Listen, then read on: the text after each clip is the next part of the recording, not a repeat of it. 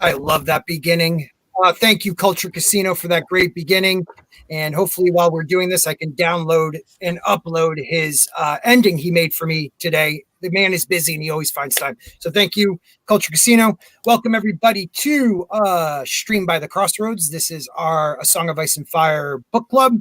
We are rereading, and we are on book 2, which is A Clash of Kings. And we are starting on chapter 10, which is Davos 1.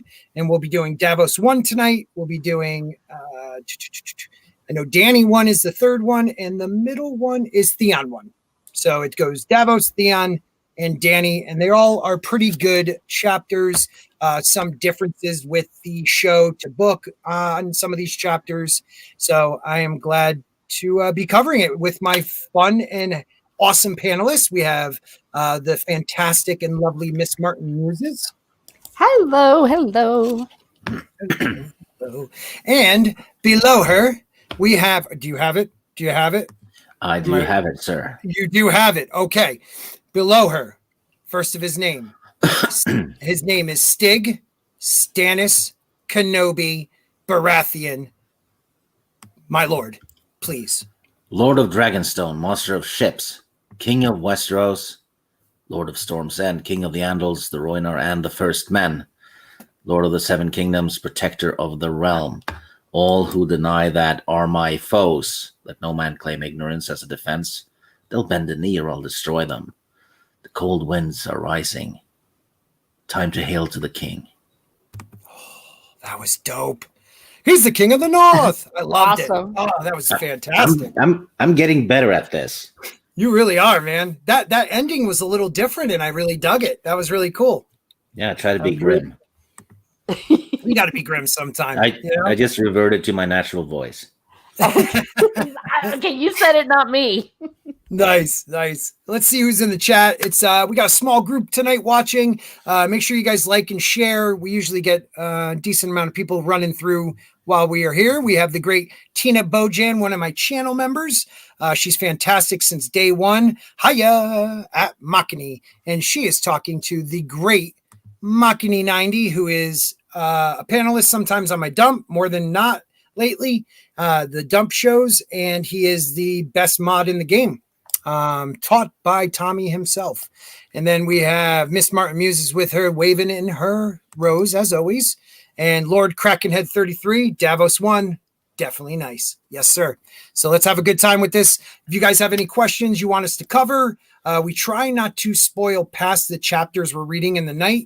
So you could ask any questions from a Game of Thrones up to these chapters in A Clash with Kings. But if it's in the book A Clash of Kings, we may go over it because we try not to spoil the book ahead. So, which is not always easy because we want to spoil things, but it's been a lot more fun. I don't know if you agree, Stig. A lot more fun trying to go through this without thinking of what we already know happens and like rereading it with like new eyes.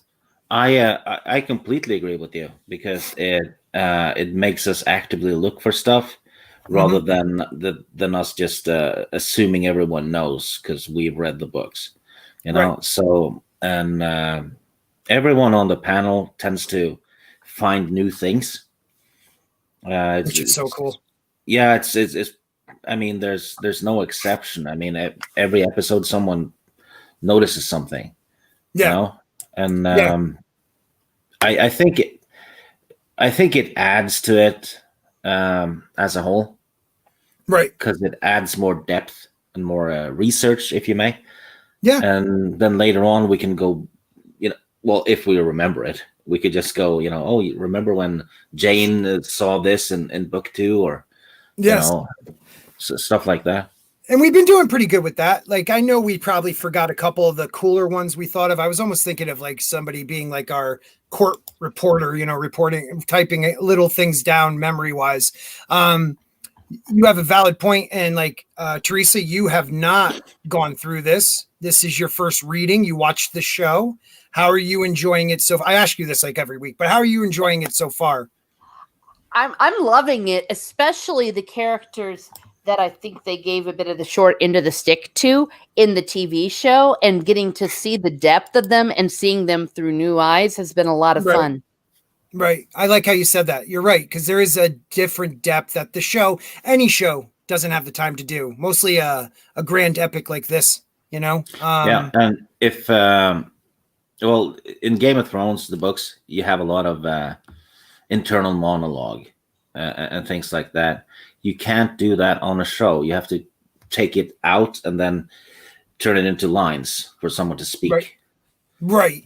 And at times, it's inner monologue, like you said, and there's no dialogue. It's more how George writes with words, paints a picture with words. So they tried to figure that out. And you see the lack of ability once they got past his material to do what he does. He's a master, and he's the best there. For me, one of the best that ever was. If he finishes this series, he may be the best ever.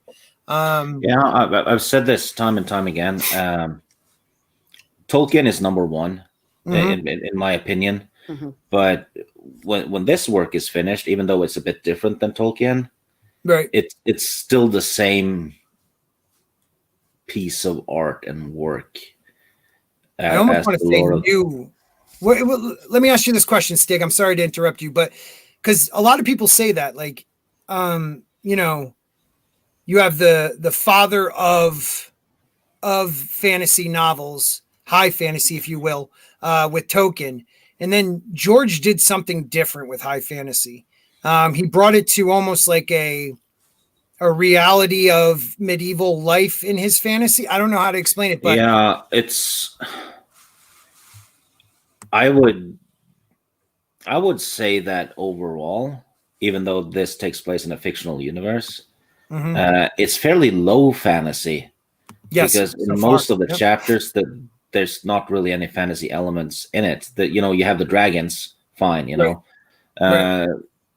but they're only in a few chapters as well. And you have the White Walkers, and then there's some magic. Right. But other than that, there's not much. Well, I guess the Children of the Forest. Right, but as of so far, Stig, think about it. We saw the White Walkers in the prologue. Yeah. Of Game of Thrones, and now we are 10 chapters into the second book, and we haven't seen them since. We've heard whispers of Children of the Forest, haven't seen them. Yeah. The only thing we have seen are dragons, and we haven't seen them since they were birthed. Yeah, and I probably speak for a lot of the readers when I say this, that the Children of the Forest and the White Walkers are kind of fan favorites because they're a mystery. You want to learn more. So every time they're on screen, as in the books, you really pay attention. And this backs up a thing that I've seen a lot of writers say this, that when it comes to magic, less is more. Because if magic is in your face all the time, it's not magical anymore. It's a science. Right. Well, let me ask you, Teresa, you read, have you read Tolkien's, let's just say the Lord of the Rings trilogy? Oh, hey, yes. Have I read them? I was about to say, I used to do a lecture series on it. Oh, wow. Yeah. Back in about 15 years ago, I did that, went on a little bit of a tour, and not just the novels, but his letters and the lore, our favorite word, the lore of all of it. It was such a rich world that he was able to craft and build such that you lived inside this world as you read it. And that's where I think him and George R.R. Martin are similar. Right. And what I was thinking too is, people think of Tolkien, they think fantasy. But if you really look at his stories, other than some of the beings, the Ents, the elves, the dwarves, yes, they're different species, but the use of magic is very low in those books. Gandalf doesn't use a lot of magic. And when he does, you don't really know, like, what he did. He uses... It's a mystery, right? You might have species that are magical, but magic being performed, he doesn't really do. Now you have other ones like, and I've only read the first book, but Robert Jordan's Wheel of Time, that's based on the differences between magic, male and female, and from what I've been able to figure out with it. And it's later on, it has a lot of the same themes as Game of Thrones. Oh, really? Yes. Robert Jordan is certainly up there with Martin and Tolkien. Oh, hell yeah. Yeah. I mean, it's sad that he passed, Yeah. He's high magic, though, high fantasy. Okay. There's magic in almost every chapter. So that's and you're teaching me something here. High fantasy is a lot of magic. Low fantasy is just, it's more grounded in reality. Yeah. Okay. And then you have something called urban fantasy, which would be, Buffy. Takes place in our world, and there's magic. Or that makes sense. Creatures or whatever.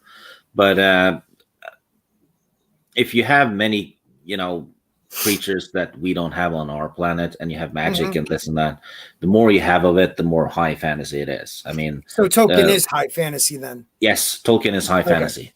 Okay. Low on magic, but high on fantasy. Gotcha. I like what Lord Krakenhead said here, 33. A Song of Ice and Fire is number 1 for him. Lord of the Rings, number 2. The Expanse, number 3. Dune, number 4. I know a lot of people that have, and throw in some EU trilogies, but have those just in different orders. George R. R. Martin's writing changed my feeling about reading, so I take that as a blessing. So for me, even if he doesn't finish the books, it's still the best book by book you could take and read and just be like, wow, that was really good writing. But I'm just praying he finishes. So a lot of people flip that. If a writer gets you so hooked you get into reading, you can't measure that, because you get a whole new world, right? Or several worlds. Dude, changed my life. Yeah. One of the reasons why I'm here with you guys is because of what he wrote. I started following people like Gary and others on YouTube because of how I felt the show was disgracing the idea of what Martin created. They just turned it into, when Martin stepped away from spectacle and made it about the heart in conflict, they made it about spectacle and no dialogue and no heart and conflict. So and that's how I found you guys.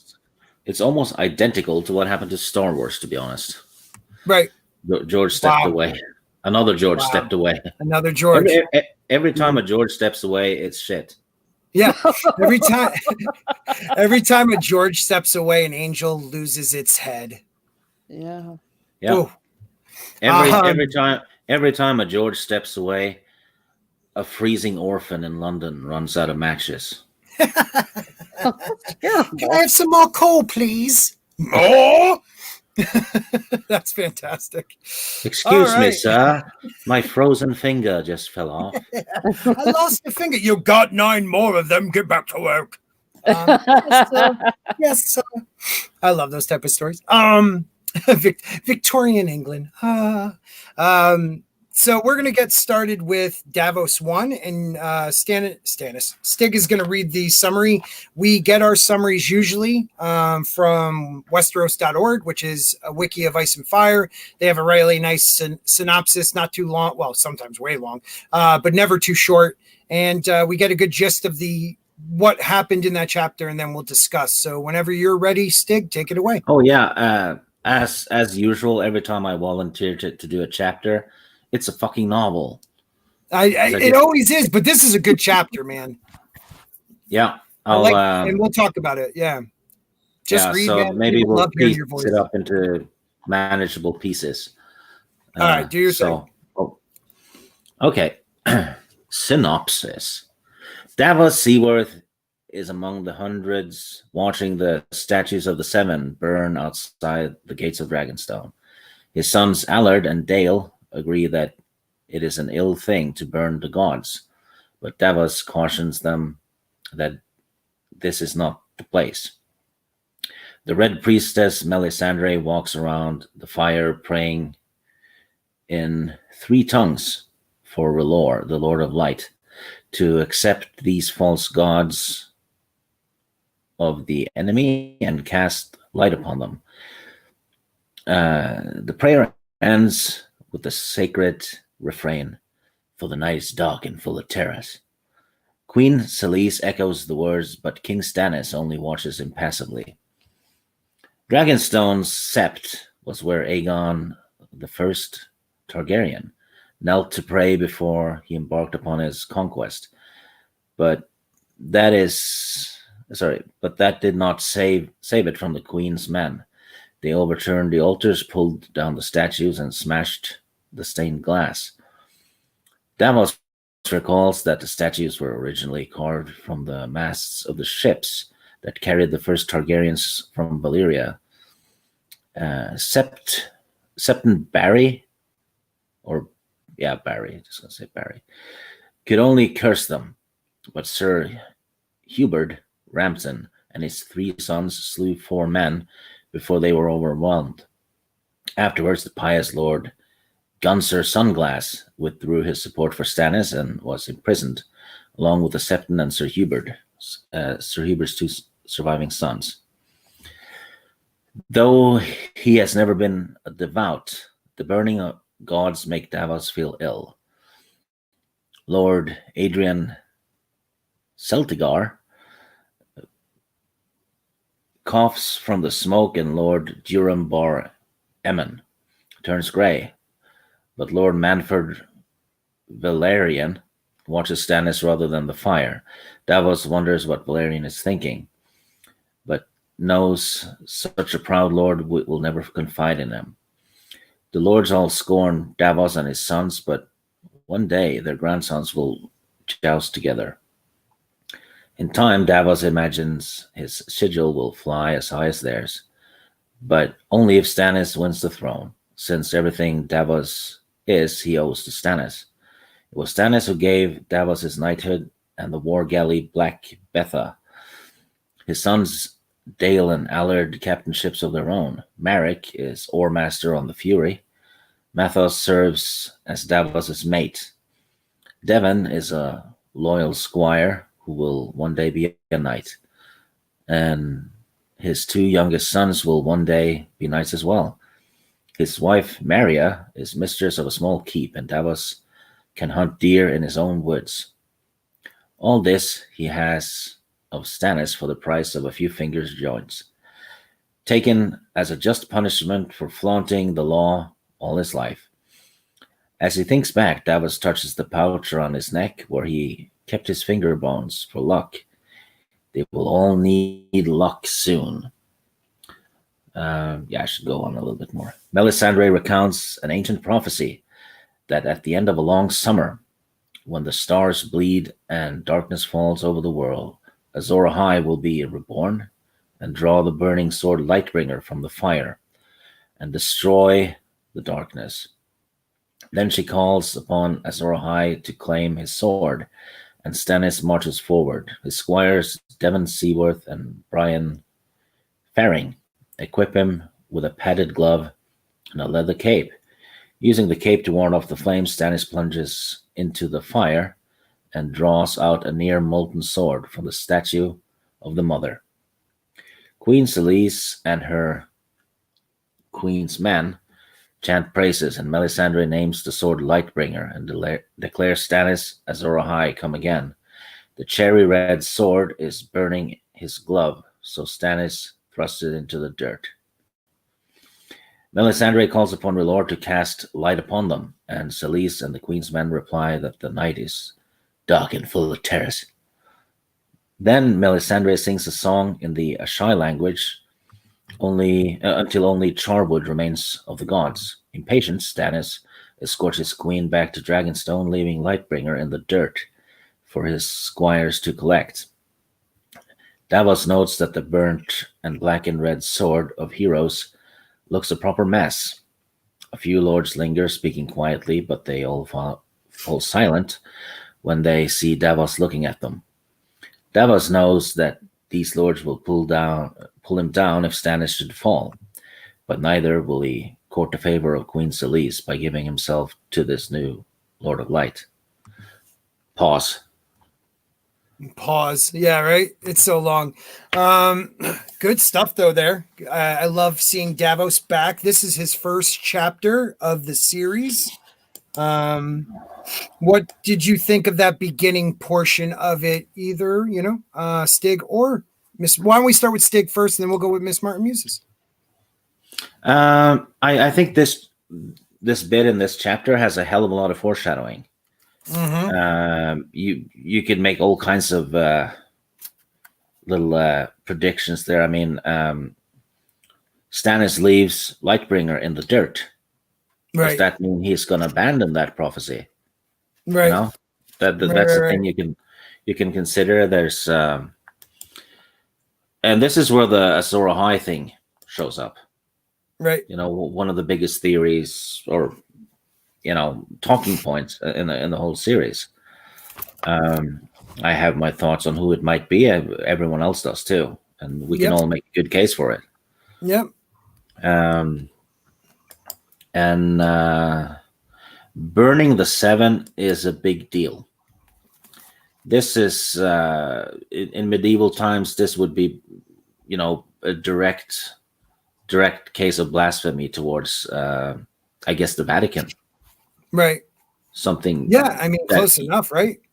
Yeah, that usually didn't end well. Right. And don't forget, this is the sept that Aegon the Conqueror prayed at before he set sail for Westeros the first time to conquer the Seven Kingdoms. I mean, this isn't just like any little sept in any this is Dragonstone. There's a lot of history on this island, and to just say whatever. This is the equivalent of them going to the church above Calvary where Jesus was crucified and burning it down and burning the crucifixes. Yeah. Yeah, on the mount. The church on the mount. You're right. Yeah, because those wooden statues are ancient. Yes. This is not a good thing, even if you're religious or not. Right. Because you're burning history, and it's almost like it predicted shit happening today with statues in the real world. Right. Oh, crap. I didn't even think of it that way. You're right. Well, the statues are always the first to go whenever they start with, the iconoclast, all that stuff. Good. You're right. It's a physical manifest of what these people are upset with. So why don't we just rip it down? But and we start seeing the difference. We hear Queensmen. We keep hearing about Queensmen, and they seem to be the zealots. So they're the ones pulling these statues out and destroying the stained glass windows and just trashing this sept that's been there for over 300 years. That's a big deal, man. There is a lot of foreshadowing going on. I found it interesting that it was the pirate that told the story of Azor Ahai. What's his name? Not Davos, but Davos's buddy, the pirate. Yeah. Crap. What's his name? Salazar or something like that. Sandazar. Yeah. Salazar. Salazar. I always screw that up. Let's just call him Sally. Sally. Yeah. I remember. Yeah. Go ahead. Salador San. Saladar San. Man, I suck. Yeah, you're right. Definitely. Now, what did you enjoy in this first half of it, Teresa? What did you get out of it? I just loved it. I found that I'm starting to really like the Davos point of view. Even though we saw him in the show, we weren't able to get into his head maybe as starkly as we were here. And also the picture that it painted. I've said on previous occasions that this has totally changed my perspective of all these characters by them having flipped the order. Because when I saw the show, this scene was what I saw first. And then the scene with the poison and all that was the second time I saw them. By having the way George wrote it with the burning of the idols in this scene happening after that, I think it is more powerful. And I didn't quite get in the show just how sacred these things were. I mean, we knew they were idols and the like, and not just the idols part of it, the religious part of it, but many revere it as art. And I think you all said something to that effect. And you're just wanting to scream, they belong in a museum. Yes. Yeah, they're sacred.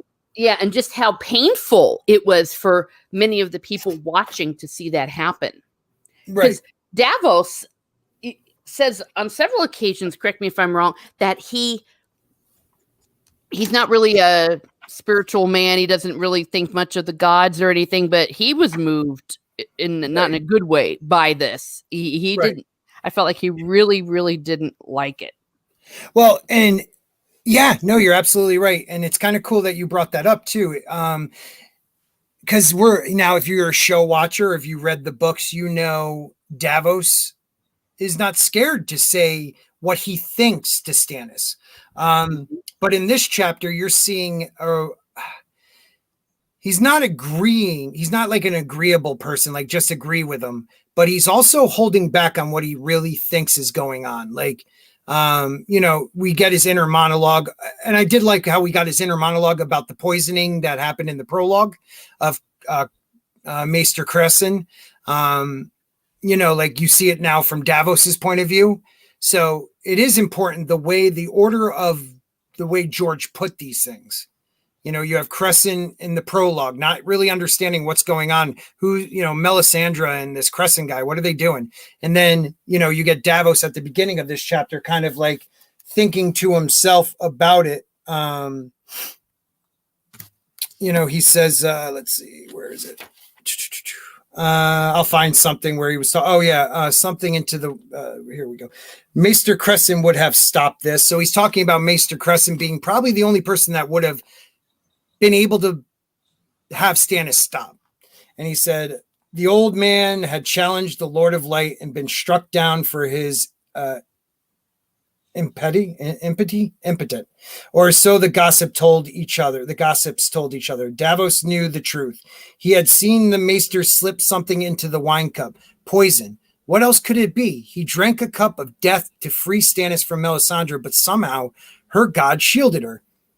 He would gladly have killed the Red Woman for that, yet what chance would he have where a maester of the Citadel had failed? He was only a smuggler raised high, Davos of Flea Bottom, the Onion Knight. So he doesn't see himself as anything. Interesting point there. He drank a glass of death to basically fight her, right? I'm thinking her god is death. Yeah. I agree. Basically, he literally just fueled her. Yes. We'll find out later, fire makes shadows, fire does this, fire does that. She always has a way to make it sound like it's not something not horrible, but death, yes. Fire is fueling, death. You're absolutely right, man. I don't know how to say it without kind of going overboard, but what else did you guys get at that beginning part? That I think it's important to see the difference right now with Queensmen and Kingsmen. So I don't know if it's said it yet. It might be later on when Stannis is talking to Davos, but like Stannis is he's an atheist. He's an atheist. But his wife has bought in hook, line, and sinker into this religion of Melisandre's, and this religion from across the sea. And so you have this divided loyalty between the Kingsmen and the Queensmen, but we start to realize that who really are the Queensmen's, who are they following, I don't know. I wasn't even really asking a question there. I was just trying to put something out there. Stannis' wife is batshit crazy. Yeah. And not very good. Not a good person. I find her. Yeah, go ahead. Oh, was she made so, if you will, by losing so many children? Or like, which was it first? Was she crazy before that, or was it losing all those children that did that to her? I think that was what added to it. I think she was so obsessed with giving him an heir that because she lost, and they kept trying and trying and trying, and she kept losing. And then the only heir is a girl that is deformed. I think that sent her, she might have had already some, bats in the belfry, but that definitely sent her over the edge. What do you think, Stig? I think Stannis is so good in bed that when he stopped shagging her, she lost her mind. They do say he's like steel, All right. And he's so well endowed that if he sleeps with her when she's pregnant, he actually pokes at the fetus, which deforms them. Yeah. What? Okay. Yeah. Let's move on. One thing I figured out too. We see this sword, which is is Lightbringer. They're saying, it's a flaming sword and it's burning. It burns. But the funny thing is when Stannis, Stannis stabs it into, I think the maid or the mother, and then walks away, and he has like these special gloves he's wearing so he doesn't get burned. It's just so much force. Actually, the Azor Ahai thing. Azor Ahai stabbed Nisa. Yeah, he stabbed a woman in the chest. Yes, his love, which fits with a theory I had a while ago about this, about the sword maybe being stabbed into a certain mother that had fire in her. Yes. Ooh. Yes, I do not forget that one. That was a good one. That was a dang good one. I remember when you said that, we all went quiet. That was definitely a good one. I want to find the part where he's talking about Salazar Sand, the sand guy, where he's actually telling the story, because not everyone, I always feel like everyone knows it, but all right, here we go. I'm just going to read the Azor Ahai myth. And OrdsBored, what's up? Time Prophet, what's up, guys? I'm glad you guys are here. So, a sword plucked from fire. Yes, men tell me things. It is my pleasant smile. How shall a burnt sword serve Stannis? A burnt sword, corrected Davos. A burning sword. Burnt, said Salador's son. And be glad of that, my friend. Do you know the tale of the forging of Lightbringer? I shall tell it to you. It was a time when darkness lay heavy on the world. To oppose it, the hero must have a hero's blade. Oh, like none that had ever been. And so for 30 days and 30 nights, Azor Ahai labored sleepless in the temple, forging a blade in the sacred fires. Heat and hammer and fold. Heat and hammer and fold. Oh, yes, until the sword was done. Yet when he plunged it into the water to temper the steel, it burst asunder. Being a hero, it was not for him to shrug and go in search of excellent grapes such as these. So again he began. The second time it took him 50 days and 50 nights. And this sword seemed even finer than the first. Azor Ahai captured a lion to temper the blade by plunging it through the beast's red heart. But once more the steel shattered and split. Great was his woe and great was his sorrow then, for he knew what he must do. 100 days and 100 nights he labored on the third blade. And as it glowed white hot in the sacred fires, he summoned his wife. Nisa, Nisa, he said to her, for that was her name. Bare your breast and know that I love you best of all that is in this world. She did this thing, why I cannot say. And Azor Ahai thrusted the smoking sword through her living heart. It is said that her cries of anguish and ecstasy left a crack across the face of the moon, but her blood and her soul and her strength and her courage all went into the steel. Such is the tale of the forging of Lightbringer, the red sword of the heroes. So and then you hear this story about this amazing weapon, and Stannis has to wear a glove to wield a burning sword. Like, even when I first read it, I don't know, Teresa, like when you first read that, did you think, okay, it's hard to ask you because you did see the show, but is this Lightbringer? Did you feel like it was Lightbringer?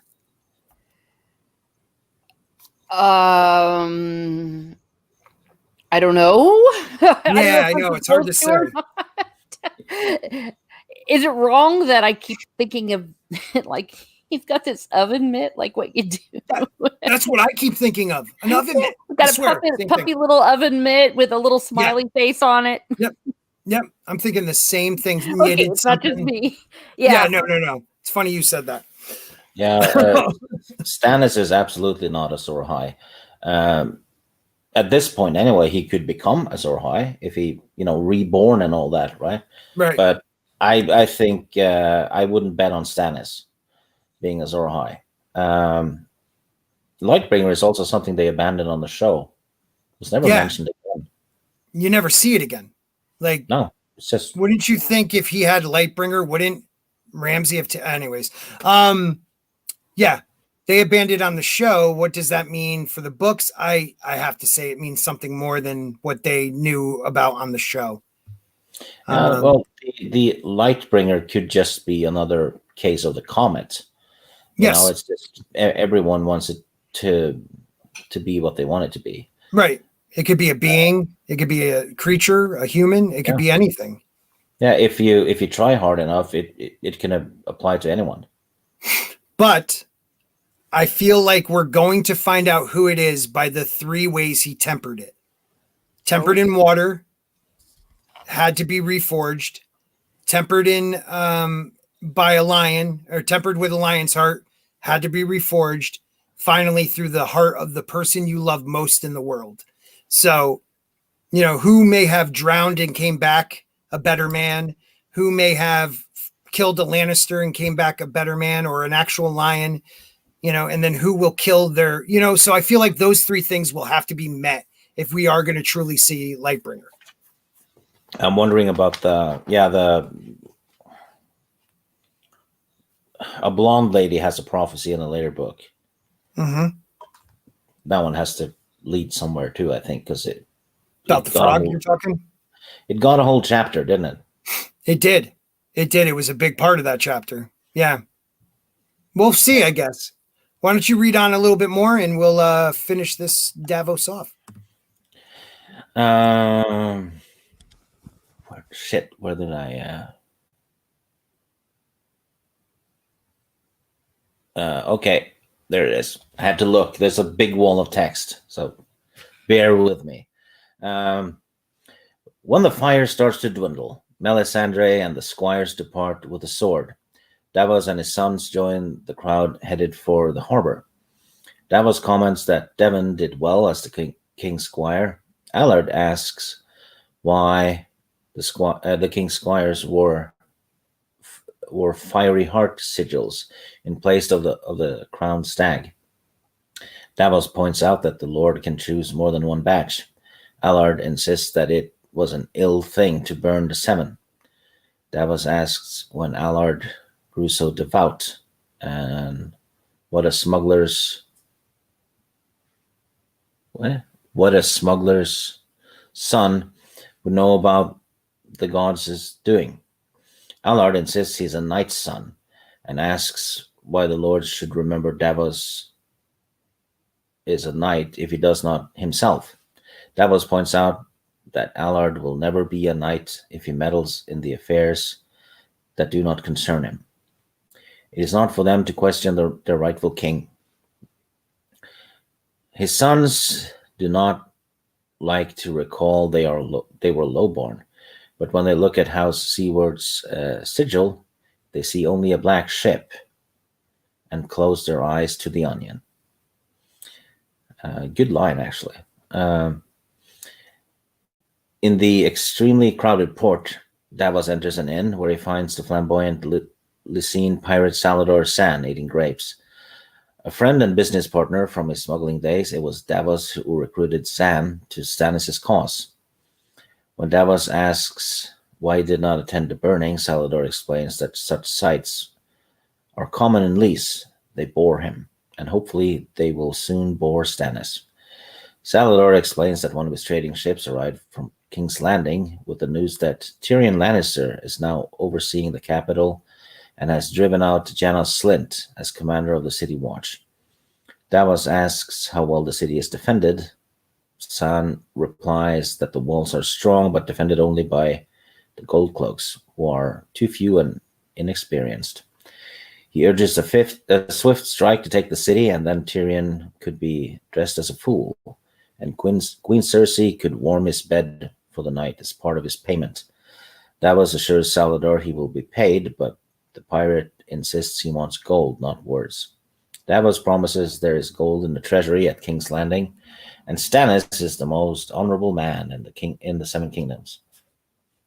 Salladhor again urges an attack on the capital, but Davos asks how long they could hold it when Tywin Lannister and Renly Baratheon is against them. San reveals Renly has left Highgarden with his army and his new queen to march on King's Landing. That Renly brought his bride along surprises Davos. It suggests either great love or great confidence. Davos declares that Stannis must be told, but Salladhor has already done so, though Stannis seems to disapprove of the pirate. Abruptly, Salladhor claims Stannis' sword is not the true Lightbringer and asks how a burnt sword will serve Stannis. Davos corrects that it is a burning sword, but San insists it's burnt. He recounts the legends of how... Well, we just talked about this. I'm skipping ahead a bit because, I didn't realize we were skipping ahead. My bad. So jump ahead. Okay. All right. I'll skip to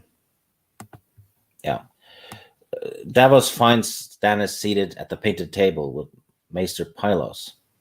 Stannis commands Davos to have a look at his letter. Davos obediently selects a paper before pointing out he's illiterate.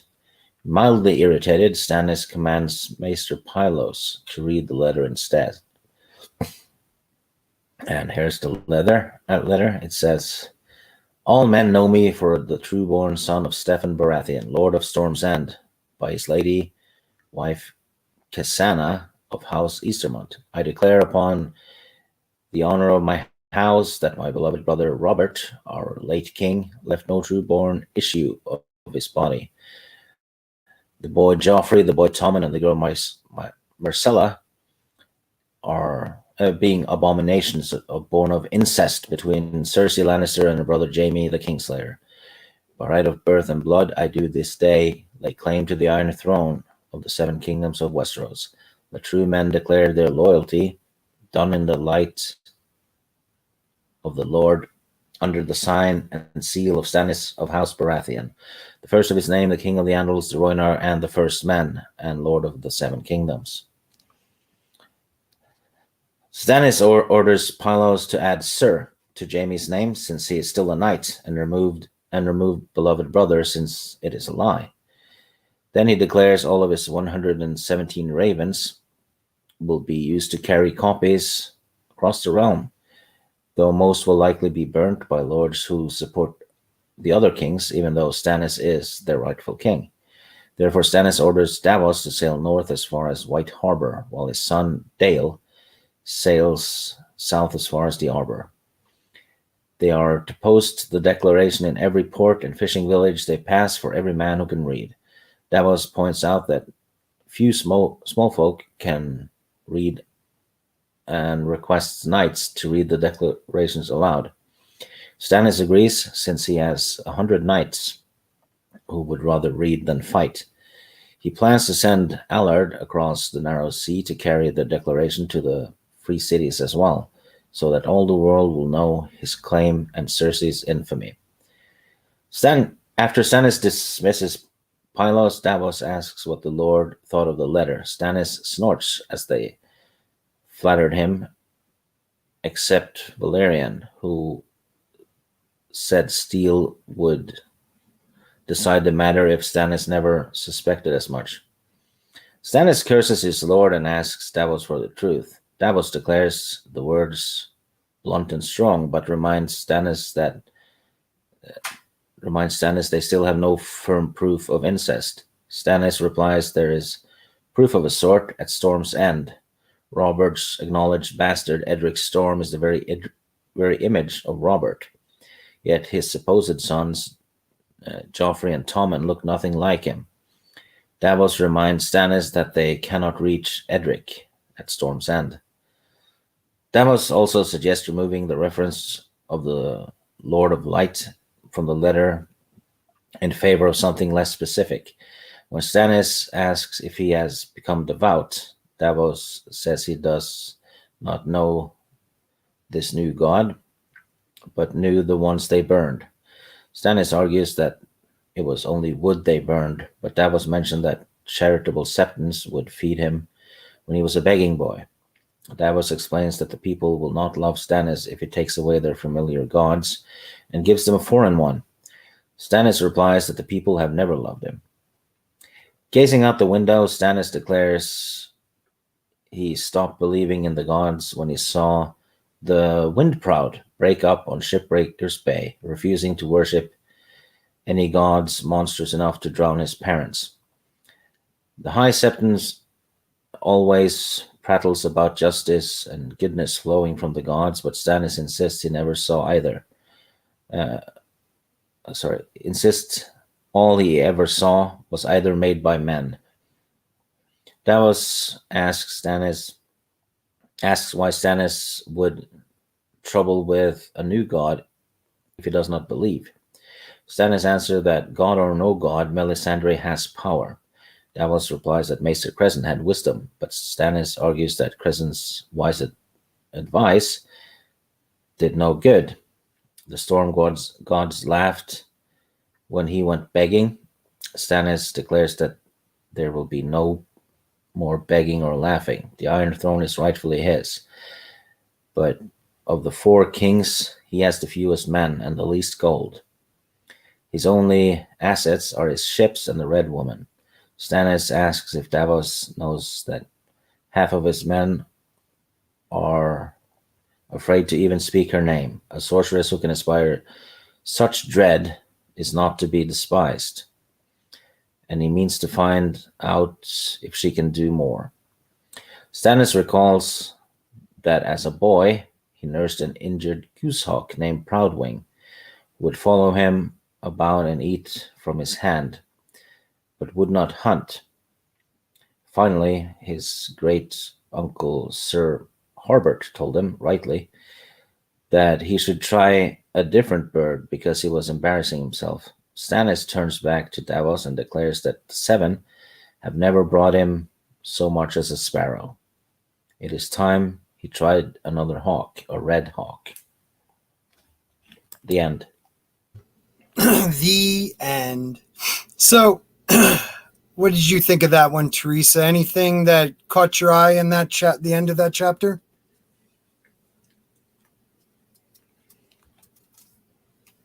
You're muted if you're trying to talk to us, but it was very powerful stuff. Oh, darn it. I was going bluff. Never mind. Okay. Let me go back to what I was saying. I really liked how we got to hear the perception of the other people of Melisandre. The fact that wait, is that the right? Melisandre. Yeah. Gosh darn it. They see her as a sorceress, and I don't know if they resent her or fear her, but that they don't see her as good news. And that Stannis is all, I don't really believe in it, but she's powerful one way or another. Right. Almost saying like, you know what? You have wisdom. Crescent had wisdom. Where has it gotten me so far? So. Yep. And he was so blunt about the people don't like me. Yeah. People hate me. It's like, wow. Okay. And he just doesn't care. Even like, you see Davos kind of admitting how, lords don't treat him like another lord. And he's fine with that. And his sons, it's going to be a couple generations before they become true lords, he feels like. But he believes in, I don't know, truth or some type of, he has a moral compass, Davos, that you start to see in this chapter, which I really enjoy. Trying to talk to a king without angering him about what he thinks is a mistake, changing his sigil and changing to a queer foreign god and burning the gods that everyone in the Seven Kingdoms, except for the North, pretty much, pray to. He's doing the best he can. I'm trying to see, was there a part in this chapter where Patchface says something, or is that maybe the next Davos chapter? I thought there was a part. Do you remember reading anything with Patchface? Because you just read this recently, right? Yeah. It doesn't ring a bell, but that doesn't mean it wasn't, because there's so much information in these books, and I am reading it through audio books, so I don't have a visual cue. No, I gotcha. I do like what Lord Krakenhead 33 says here. I think another clue that it's fake Lightbringer is the fact that it is burning his glove. When another character has a dream about wielding a burning sword, there's no mention of it burning him. And that's what I was kind of trying to say before. Like, if you're supposed to be wielding a burning sword, you shouldn't have to wear a special glove to hold it. That's just me. There he is, Culture Casino for $1.49. He popped the cherry for tips tonight. Thank you, my friend. And it's probably a Doomacorn. I appreciate it, and I appreciate you. And yes, I downloaded the new ending. I figured out what I was doing wrong. Thank you for the hard work, man. Culture Casino is literally, what you see is what you get. He's one of the nicest people I've met through YouTube, and he really is. I thought, when I first kind of met him, he might be faking it a little bit. No, the dude's that nice. And he really tries to help everybody out as much as he can. So please help him out by subscribing to his channel. He has a lot of inside information when it comes to Hollywood and things of that. So thank you. Anything else you saw there, Stannis Stig? Something about Culture Casino bugs me. Because ever since I first met him, the length of his hair has stayed the same. You don't think it's good? See, I thought it grew a bit. No. Ooh. So you're saying he cuts it daily just to make sure it doesn't grow? I don't know. That's what he'd have to do, wouldn't he? It's eerie. He would have to pay attention to him. It's eerie. You know what's funny? Our hair is the same length. Mine and Culture Casino's. Really? Yeah, but mine's naturally curly. So. Right. He does have impressive hair. Like, I used to have long flowing curly locks myself before I went bald, but that dude, he has like whatever hair products he's using and hot oil treatments or whatever, he needs to keep on keeping on because it looks good. You know who else his hair doesn't grow? Mm-hmm. Chucky. Oh. Wow. I'm starting to think if Culture took off his glasses and gave us a Chucky smile, he could be a Chucky cousin or something. Yeah. That's a little freaky. Chucky starts with a C. So does Culture Casino twice. Oh my God. Twice. Doubly bad. So 3 C's, that's Child's Play 3. Yes. Yes. That's scary. That is scary. Lord Krakenhead 33. Yeah, right. Wait a minute. Say that again. I was just going to say we finally uncovered the mystery of who he truly is. Please stay tuned. We'll figure this one out even more. Lord Krakenhead 33 for $5, man. Thank you so much. Great stream, guys. Thanks for the great content. Look, dude, you bring some great stuff to this stream too. So thank you. I truly appreciate it. I really do. Why is that so high? I really do. You've become a regular on my stream, and I love it. Just like Bone, just like Runner, just like Culture, Time Prophet, Machini, Tina, all you guys are fantastic. If I missed anybody, it's not on purpose, but Bone, you guys rock. So thank you. Anyone that you missed is now making a voodoo doll of you, and they're going to. Yeah, of course. Please do it. Hit me in the back because I need it. And then we hear from Stannis's point of view about what happened with his parents, watching his parents die at a young age, drowned to death in the harbor. He could see it actually go down. And, why trouble with this new one? He just doesn't believe in gods. Why would I believe in gods? There's two things though that caught my eye with this. It's Stannis' parents drowning in Shipbreaker's Bay. Apt name. Still, you'd think, given that it's the harbor of King's Landing, outside of war, ships wouldn't really sink there. Right. It's an odd place for things to sink. So it's almost. I'm thinking maybe someone did it. Isn't it called Shipwreck Cove or ship? Yeah, Shipbreaker Bay, but I think that it's more war related. Oh, I thought that the currents in there and the winds, because it's, don't forget Storm's End. The history of Storm's End is, a history of a god's daughter marrying a king of the Stormlands. And it's kind of one of those natural explanations of why the wind is so crazy coming off there. So I think it has more to do also with, it is dangerous, but yeah, somebody could have definitely worked their magic underwater, per se. Yeah, or maybe someone maybe Patchface who was on board. That's what I'm saying. And and the other thing is Salador's son seems to be pulling a lot of strings. He was the one who got Davos to save Stannis during the war. Yes. He talks about this. Now he's suggesting that they attack King's Landing immediately. Like now. Yeah, right now. He's very much he's playing some game. Yeah, I think there's more to him than him just being a pirate. I'm with you on that. Because he has influenced a lot so far, it seems. Yep. I'm with you on that, and more than I remembered too. Real quick, Orville Nation PJ with a $5 super chat. Scotty, you need a store that sells Sporky News podcast monographed sporks. Happy New Year, buddy. I would love to get sporks. That would be so dope. I do have a Teespring. I don't remember how to get back to it. I set one up once and I made like 4 shirts. And maybe I should buy one myself, I guess. But yeah, you know what? Orville Nation is killing it right now.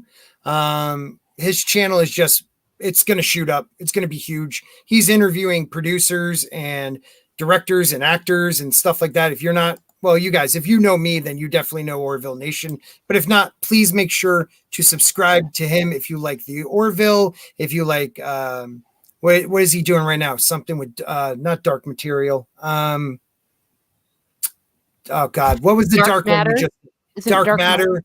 Yeah. He's doing, the Stargate stuff. I'm really happy for him. We started out at the same time, became pretty quick friends. Haven't had time to stream with each other in a long time. So Orville, PJ, if you're still there, if you're open for, if you're available Wednesday at 7:30 p.m. Eastern, let me know. Come on the dump for a night. That'll be a lot of fun. All right. So, anything else on that chapter, guys? I know. Sorry. Ladies first. What Sir Davos said about the views he has of the septas and the septa dudes, I forget what they're called.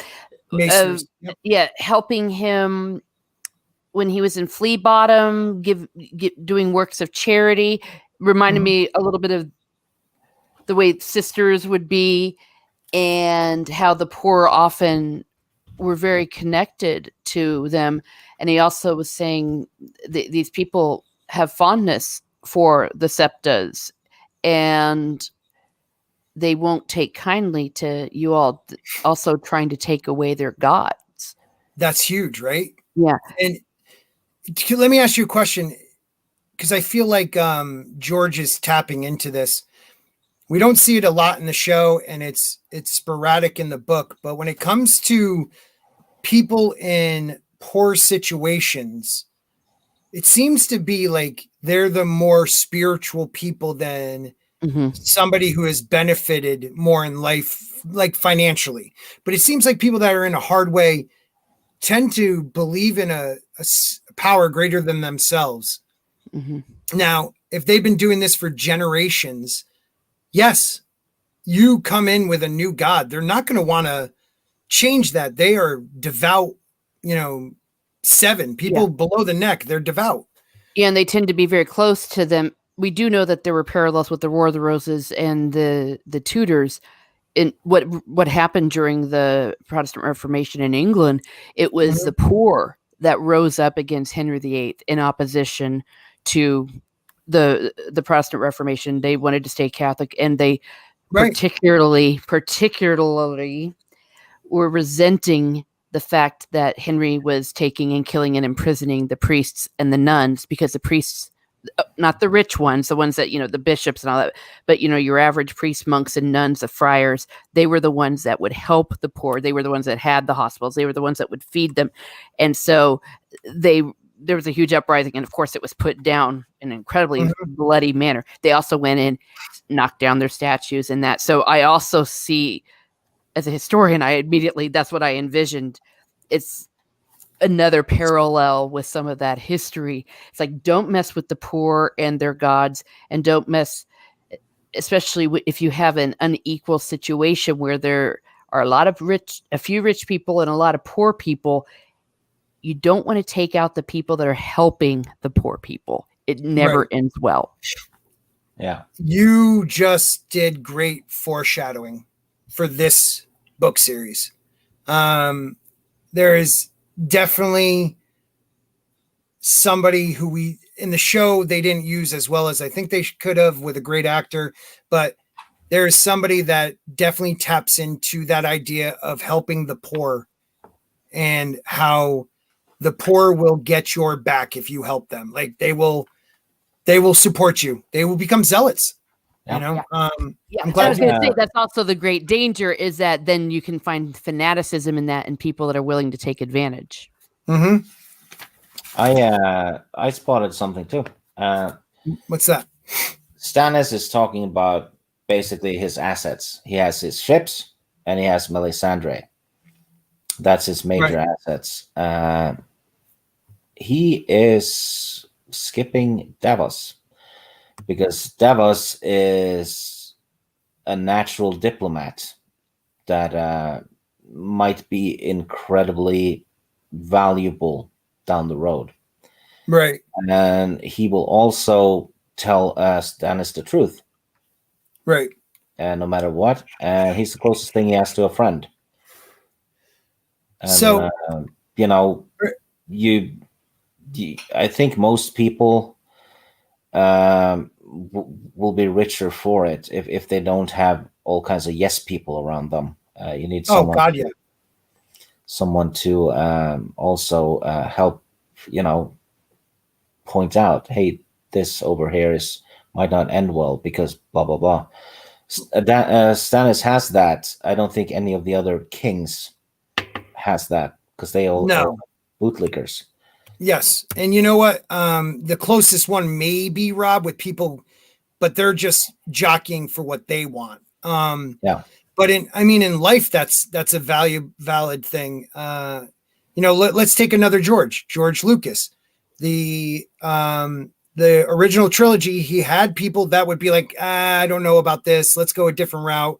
Empire Strike Back. Let's do this a little differently. And when it came to the prequels, he had yes men and he did whatever he wanted. Let's do everything CGI. Let's do this. Let's do that.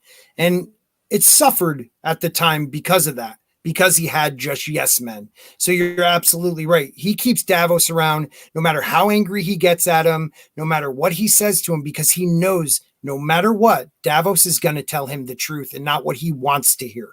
Yeah, and it's a little bit the same with Jon Snow, because he has Sam with him and the others, the other friends, telling Jon the same thing.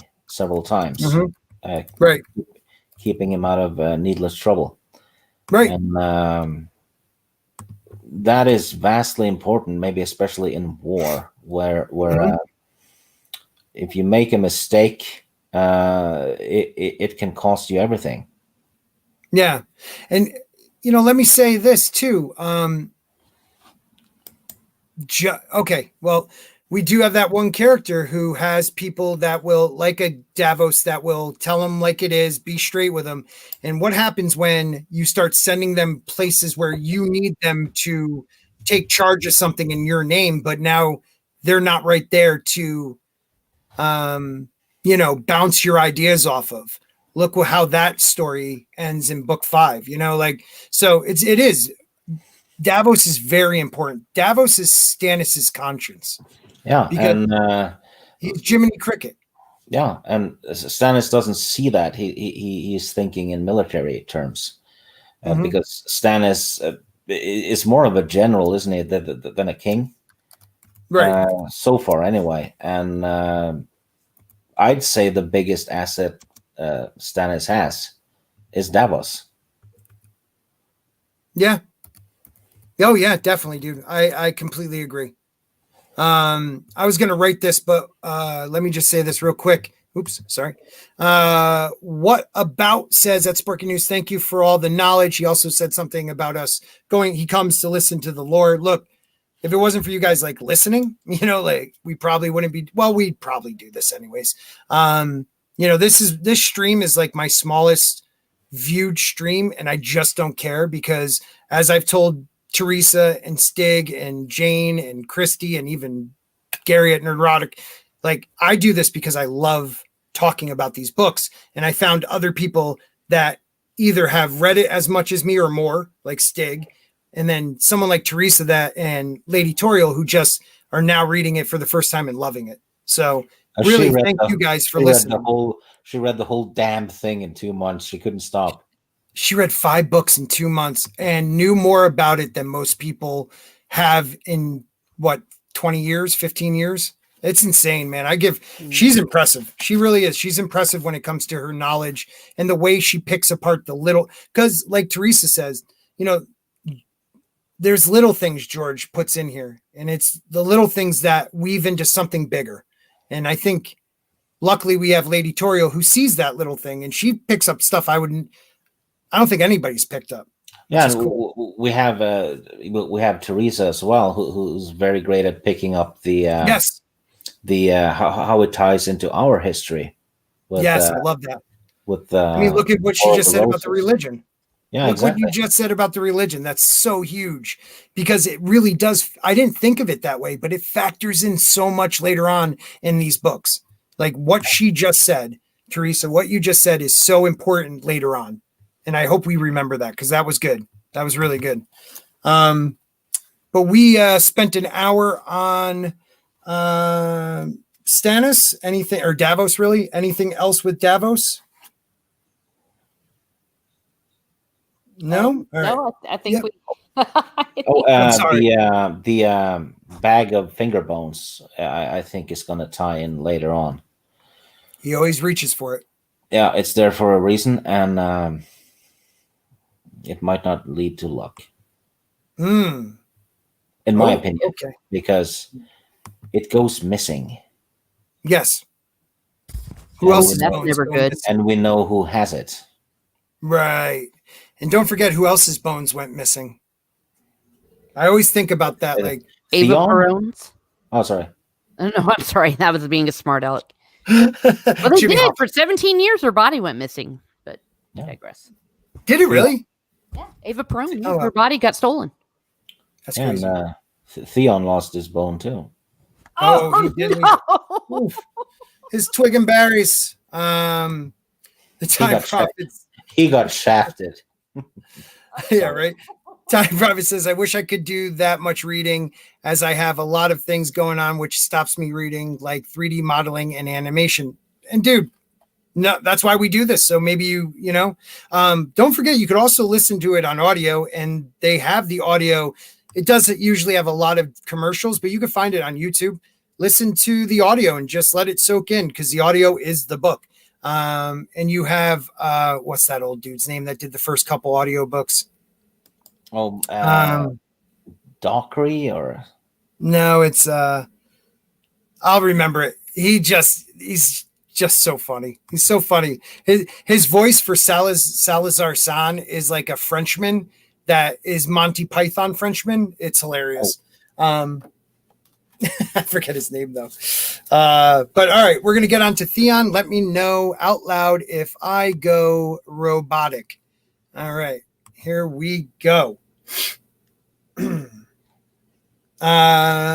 So after like an absence of 10 years, Theon Greyjoy arrives back on the island of Pike, aboard the Myraham. Theon Greyjoy is aboard the Myraham, I think that's how you say it, which is taking him to his father's castle on Pike. Although there is no safe anchorage, Theon insists that the ship pass by the castle so he can watch his home rise just as it dwindled when he was taken away as a ward of Eddard Stark 10 years before. Theon is unable to make out the banner above the sea tower, but he knows it's the golden kraken of House Greyjoy. In the sky beyond the castle, the red comet is still visible. Theon decides it is his comet, sliding a hand to the letter from Robb Stark that he considers as good as a crown. The captain's daughter asks Theon if the castle is as he remembers it, and he confesses it looks smaller. Looks smaller. Where did I just lost my place? Looks smaller. He then gives the captain a permission to make for Port Atlantis, Lordsport, and takes the girl below deck, where he has her satisfy him orally. The girl asks to come ashore with him to be his salt wife, but Theon rebuffs her. God, I'm really killing it tonight. Explaining that the days of the old ways are gone and that her place is on the Myraham, despite her protests that her father will hit her for having slept with Theon. In the harbor of Lordsport, Theon notices at least 50 or 60 longships, including those of House Goodbrother, Winch, and Harlow. Theon considers why his father has called the banners, wondering whether it is because of caution or whether Lord Balon has anticipated as to why Theon was finally coming home after all these years. From aboard the ship, Theon discovers there is no honor guard to escort him to Pike.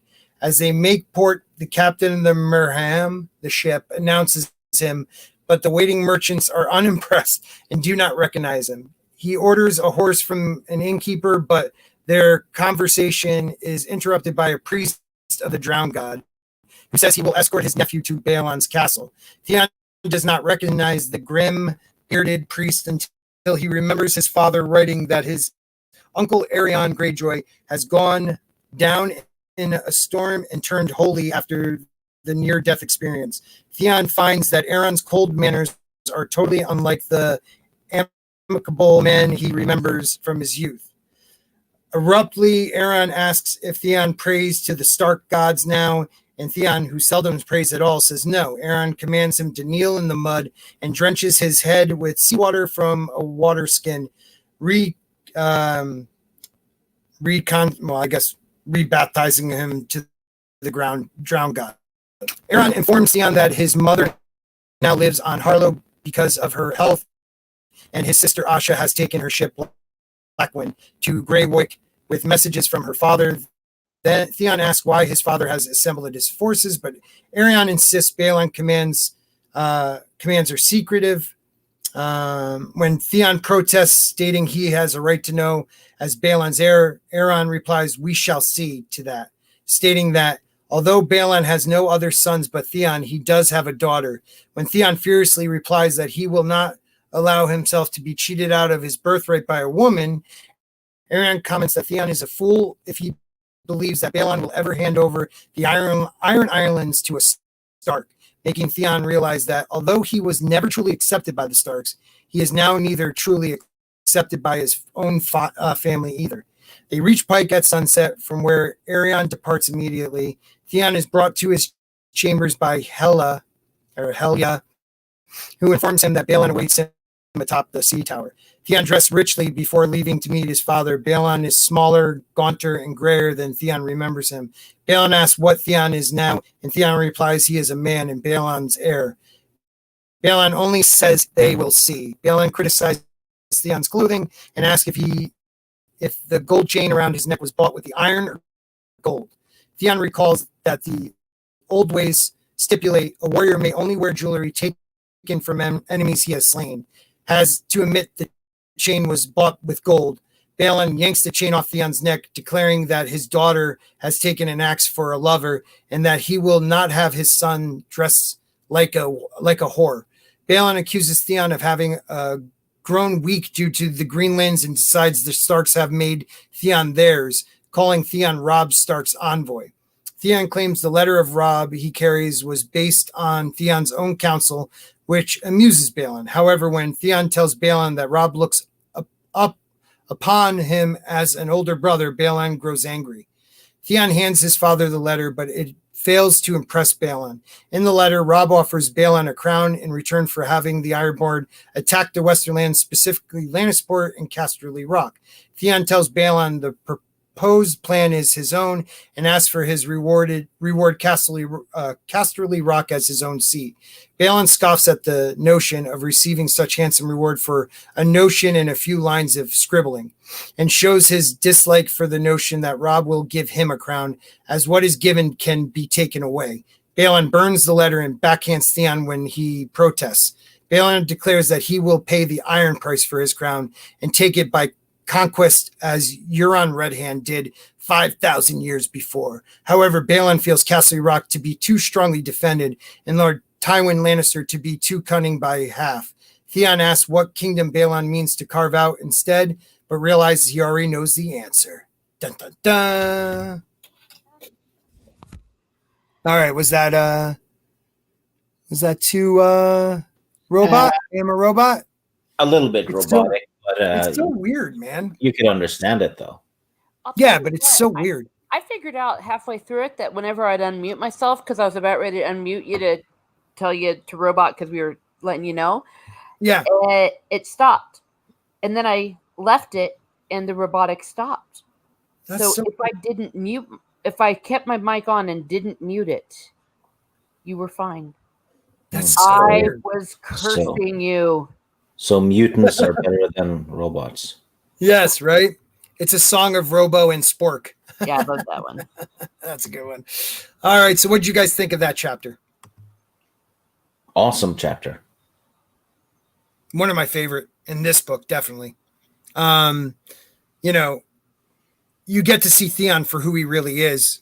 Don't forget, like, just a couple chapters ago, he told Catelyn, you know, he considers Robb a brother, and he died, you know, like the Starks are his family, and now in this chapter, he feels like he was a ward and afraid, and this and that, you know.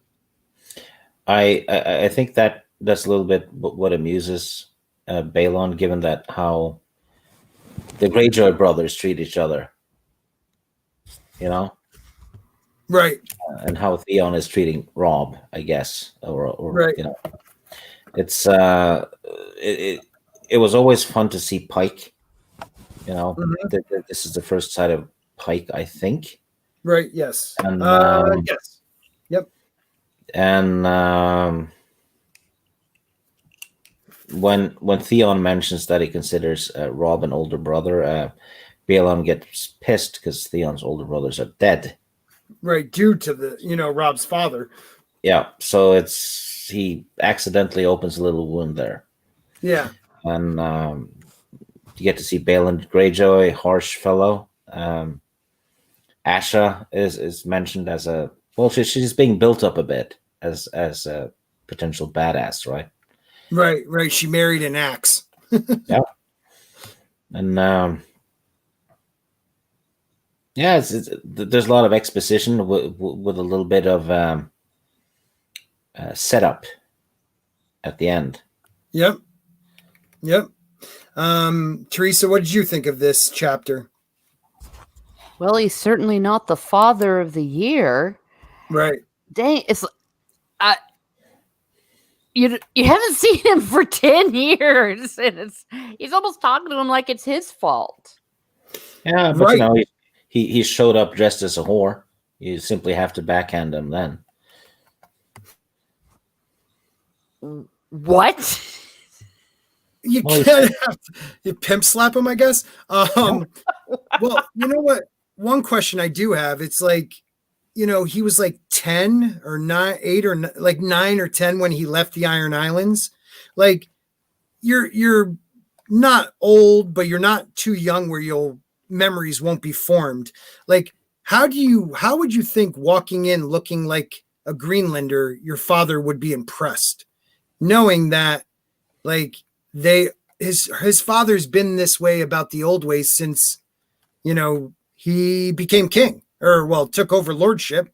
So like, why would you not remember that? I don't know. Or someone counsel him on don't dress like that, dude. Do not dress like that. Yeah, and Theon suggests that he should be given Casterly Rock.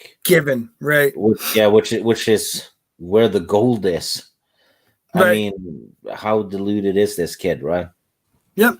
He believes that walking back, you know, because you got to take it from Theon's view. His father lost the battle, lost the war, and gave him to the Starks as a ward.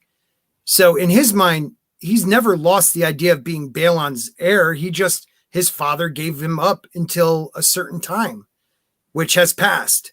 And now he comes back in Balon because he must remind him of his failure and, you know, the other sons that he lost. You know, the sight of Theon it's too hard for him. It makes him think of his failures. Yeah, I was going to say, Sporking, I thought that he was actually sent as a hostage, not as a ward. Well, they consider him the same. Like, he called him a ward, but he was a hostage, yes. Yeah, but yeah, a hostage that was treated very well. Right, he was treated like a ward. But he was he was definitely he was a hostage. He was awarded. Yes, he was awarded. But you also see how douchey he is at the beginning of this. Yeah, treating that girl like that. Oh my gosh. With the father right there. Like, I'm sorry, if it was my boat and this kid was doing that to my kid, yeah, he wouldn't have made it to Pike. Yeah. Well, not just that, very rightly so. From what I understood, the girl was going to get it for being a slut. Yeah. Oh yeah, he's definitely going to beat her ass for that, the dad. And Theon just doesn't care. He doesn't care. You know, yeah. He's definitely immature. He's definitely, at this point, he's not a bad guy, but he definitely has that, you know, living on the darker side of life type mentality. I don't know how to explain it. I have a little theory about that because Theon was basically given to the Starks when he was 10. And he is kind of like, he's living in a castle, but he's a second-rate castle dweller in Winterfell because he's not part of the royal family and all that. But he knows his own family is a noble house, right? Right. So right. That stuff is probably at the back of his mind all the time when he's growing up because he's trying to, you know, get some kind of self-worth, right? Because if you're a ward and a hostage, you wouldn't get a lot of self-worth, would you? Because your own family, you know, abandoned you. So I think that has created this delusion of grandeur in it because he's overcompensating. Like that makes a lot of sense. Yeah, constantly thinking about what he could have had or should have had, right? And he's probably completely deluded about House Greyjoy. You know, right? In his mind, it's probably something vastly great. That means he's vastly great and can do whatever he wants. Right. Well, look at how he dresses and thinks he's going to impress his father. He has no clue how the Ironborn, how they are. He doesn't understand their culture. He behaves like someone who Googled it, but never lived it. Does that make sense? That is the perfect way of putting it, right, Teresa? Yeah. Well, and his uncle, he had to rebaptize him, dumped a whole bunch of salt water all over him. Yep. Even the religion, the priest of the drowned god treats him like an outsider, like not his nephew. And that must be, difficult for him coming back thinking he's going to be welcomed back as the son, the heir of, House Greyjoy, and they treat him like shit. It's think about that though. You've been waiting since you were 10 years old to get back to your family, right? And Theon is still a kid, right? And then everyone's just dismissive of him, and he seems to be doing and saying everything wrong, and it just gets worse and worse. Exactly. So it mess with his head.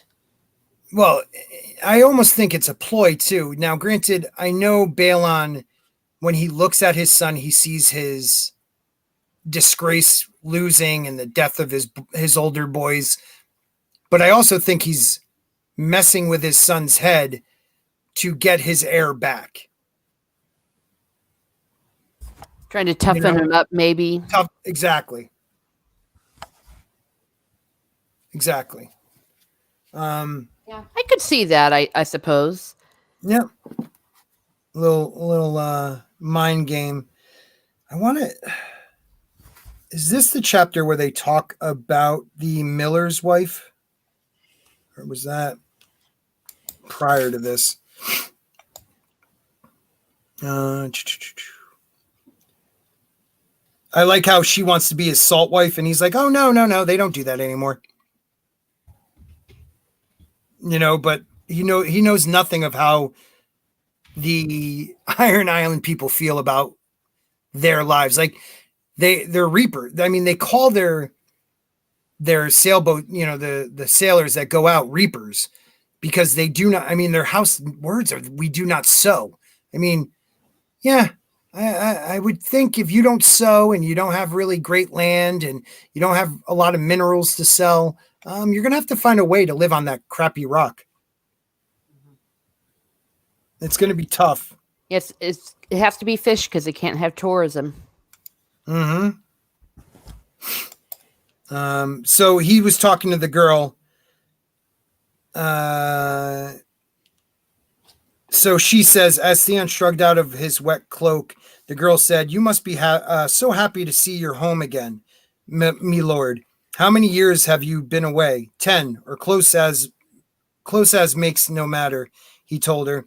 "I was a boy of 10 when I was taken to Winterfell as a ward of Eddard Stark. A ward in name, a hostage in truth. Half his days a hostage, but no longer. His life was his own again, and nowhere a Stark to be seen." He drew the captain's daughter close and kissed her on her ear. "Take off your cloak." So, he resents the Starks, but he also is a Stark. I don't know, he spent almost half of his life as a Stark. Yeah, and that's all he's ever really known, to be honest. Yep. His story is a big part of why I believe in that Ragnarok theory. Because there's a sea god named Njord in Norse mythology who was part of a rebellion against the other gods. They lost, and Njord had to stay for 9 years in the mountains with wolves. Oh my God. Theon stayed for 9 years with the Starks after the Greyjoy Rebellion. That's crazy. And the Starks it just fits. Yeah, and he's also described as a bit of a pervert and genderless. He's described as genderless in some of the myths. Oh my God. That's crazy. And he goes to hell and back during his story. Yeah. What's his name? I was going to say, Stig, can you spell it for me? Njord. Njorb or D? D. B. So, Njord. Yep. Okay. That's I'm gonna crazy. look that up. Yeah. I've got Fits a bit too well. I've got a little book here. I don't know if the Time Prophet meant this or if he was joking. I can't remember if he read this or not, but oh no, he hasn't. Does the white wall in the north block ships too? No. So the wall goes shore to shore for the most part. So it does not block ships passing it. Lord Krakenhead says they're like the Vikings of Westeros. I have how the show. I hate. I'm guessing yes. He said hate. I hate how this show portrayed the Ironborn in general. I agree. They made them the dirty, grimy, gray, just ignorant group. I mean, don't get me going on what they did with one of the greatest characters in the book towards the last few seasons of that show. But, Balon, I felt like was closest to who he was supposed to be. I think the show, that actor nailed it. I feel like Balon was kind of a broken man trying to go for it one more time.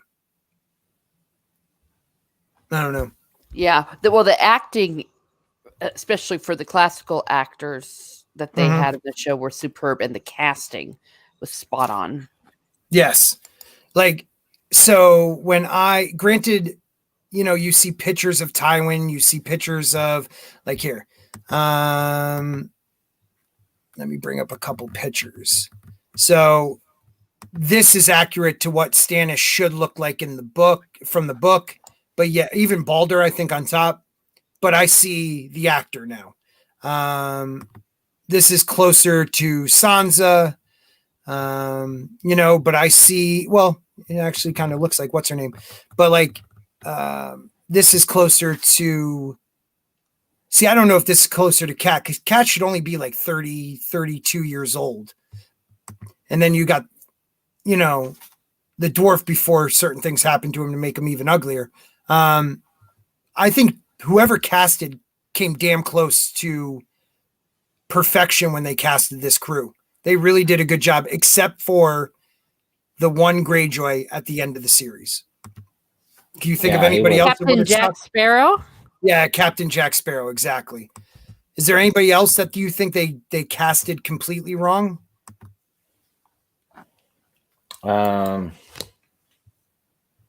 Shay the funny whore. They should have switched the actors with the actresses that played Ross. I love the girl who played Ross. She was awesome. She was a much better actress. Such an underrated actress. And I think, who else? Was someone else that I thought was pretty... Yeah, all the Sand Snakes. Yeah. Like, they butchered them, but the casting, like, what I visualized them to be. Maybe that's a better way of saying it. I think they butchered the Sand Snakes. They butchered Dorne. A great actor who played Doran Martell, but did not look like what you would expect him to look like. He was too good looking, too good in shape, too healthy looking. But then you have Pedro Pascal as the Red Viper. He looked just what I assumed the Red Viper would be like. You know what I mean? Like, I still think that's Pedro Pascal's best role so far. Yeah. He was so good in it. So good in it. He every time I saw him and stuff, he was always fantastic. Yeah. But he seems to be getting worse. Yeah. The Wonder Woman movie.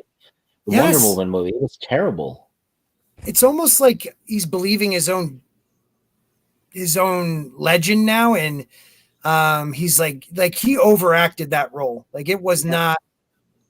I didn't feel for him at all during that movie.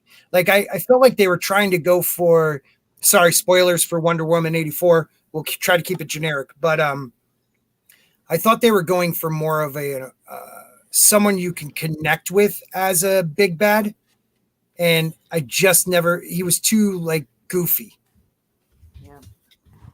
TDS has done a lot to a lot of actors. Yes. They start to believe in their own importance almost to the point that they start breaking the fourth wall. Exactly. Now, the Time Prophet, let me ask you, did you see the show Game of Thrones? Because he definitely was. I mean, 100 times better in that than he is in Mandalorian. He was so good in Game of Thrones. I believed him to be the Red Viper. What else was there in this? Anything, little things you caught that might a thread that might become something larger? I don't think I did. No, I felt it was kind of straightforward. A lot of storytelling, but very on the nose. It didn't seem to have a lot of cryptic. Right. Yeah, he definitely, we see a crappier side of Theon, and then the beginning of his father breaking him down. That's pretty much what this is. Good. It's a good chapter, though. But if we don't have anything else, we'll start with the Dany chapter, our last chapter of the night, guys. If you want to follow along, it's on Westeros.org, a wiki of Ice and Fire. Just look up A Clash of Kings, chapter 12.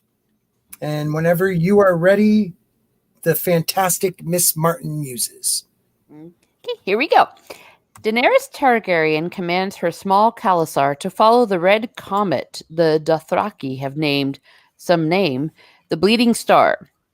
The old men mutter that it is a bad omen, but it appeared the night they cremated her husband Khal Drogo and hatched her dragons, so Daenerys considers it the herald of her coming. Her handmaid Doria explains that only the grim and terrible Red Lands lie in that direction. But Daenerys really has no choice. The other Khalasars hold sway to the north, the Lazarene to the south, and Khal Pono is driving slaves west to Slaver's Bay. When Daenerys argues that Pono always spoke to her kindly, Ser Jorah Mormont reminds her that Pono was the first to leave and will kill her now. She argues that she has dragons, but Jorah explains that the hatchlings would be easy to kill, though Pono is more likely to seize them, since a living dragon is priceless. Daenerys makes it clear they are hers and will never be taken while she lives, but Jorah insists she will not live long unless she goes where no one else does. Mounted on her silver mare and garbed in her white, pelt to cover her bald head, Daenerys commands her people to follow the comet, and no words are raised against it. She is the unburnt and the mother of dragons, so her word is their law. They ride by night, leaving a trail of dead horses because Pono, Jaqo, and others have taken the best mounts. Her people are also weak and unwanted, so Daenerys must project confidence and strength to encourage them. 3 days into the march, the weakest of her people start to die. There is little forage and less water in the Red Waste. When supplies run low, they are forced to live on horseflesh, and the deaths increase. Daenerys suffers with her people. She sheds much weight, and her milk dries up, so she cannot breastfeed her dragons. They will not eat the meat she tries to feed them until she remembers her brother Viserys saying that only men and dragons eat cooked meat. From then on, the dragons devour several times their own weight in seared meat every day and begin to prosper. Each night, Daenerys lets one of the dragons ride on her shoulder, while Irri and Jikki carry the other two in a cage slung between their horses. One day, Iago says her black dragon is Balerion-born. Daenerys recalls her ancestor Aegon Targaryen's dragons were named after the gods of old Valyria, but decides to name hers after those the gods have taken from her. She names the green and bronze one Rhaegal after her brother Rhaegar Targaryen, and the cream and gold one Viserion after her brother Viserys, and the black and scarlet one Drogon after her husband Drogo. Yet, even as her dragons prosper, her Khalasar withers. Some are forced to walk because there are no longer enough horses to go around. Doria, who has been ill for a while, develops a fever and finally grows too weak to mount her horse. Daenerys stops the Khalasar and personally cares for the girl who taught her how to seduce Khal Drogo, holding her hand until she finally dies. As the environment continues to worsen, the Dothraki begin to fear the comet has led them to some hell, and even Daenerys begins to despair. She goes to Ser Jorah to ask if the waste has an end. He assures her that it does, though the way is harder than he dared to think.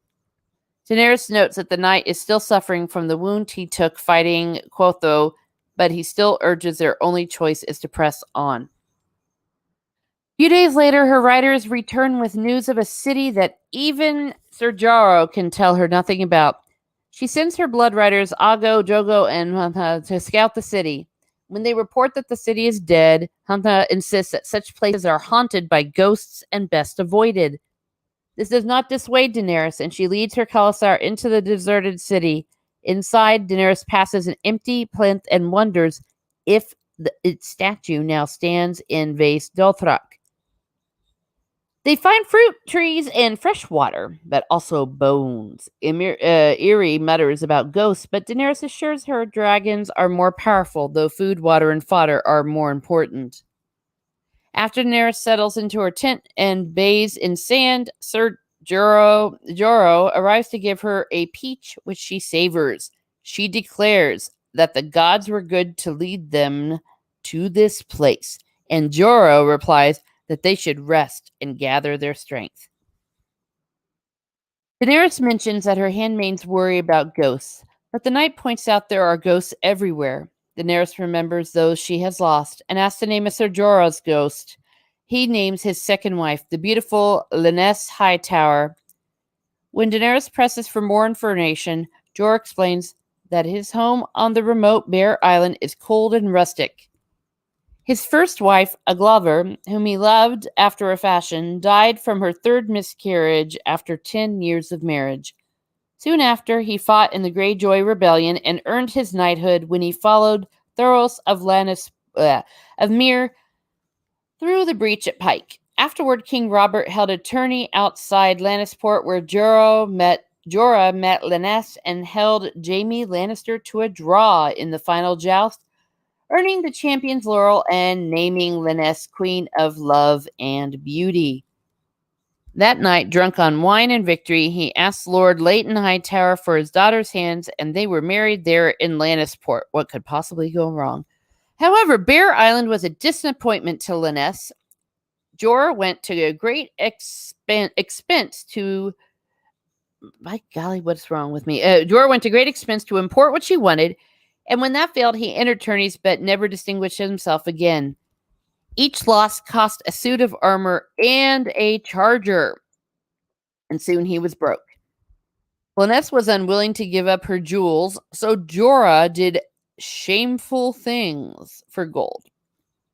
When he heard Eddard Stark was coming to punish him, he fled with his wife to Lys. In half a year, their money was gone, and he was forced to become a sellsword. And while he was away fighting, Lynesse moved in with the merchant prince Traeger Ormona. When Daenerys asks, Jorah explains that he hates Lynesse almost as much as he loves her. As Jorah is leaving, Daenerys asks what Lynesse looked like, and Jorah replies that she looked a lot like her.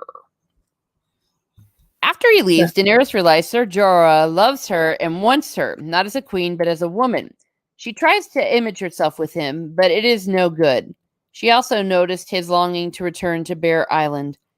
He can never have her, but she hopes one day to give him back his home and his honor. That night, she dreams of riding dragons with Drogo. Next morning, she calls her blood riders and orders them each to take 3 healthy horses and plenty of supplies to go scouting. I'll go to the southwest, Rapana to the south, and Drogo to the north-southeast.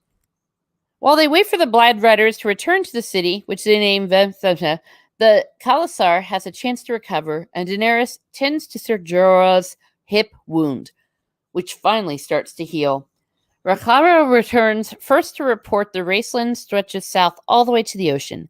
Daenerys puts him in charge of pulling up the plaza so more grass might grow for the horses.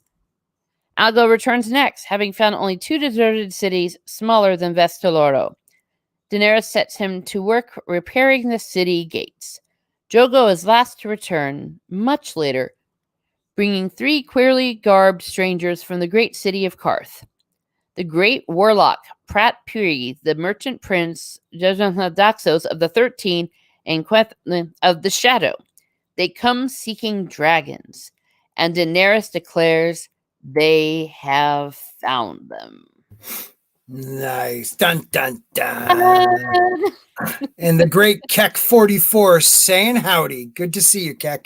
Thank you for stopping in. So, we will start because you just read a lot. We'll start with the great Stig Kenobi. What do you think of that chapter?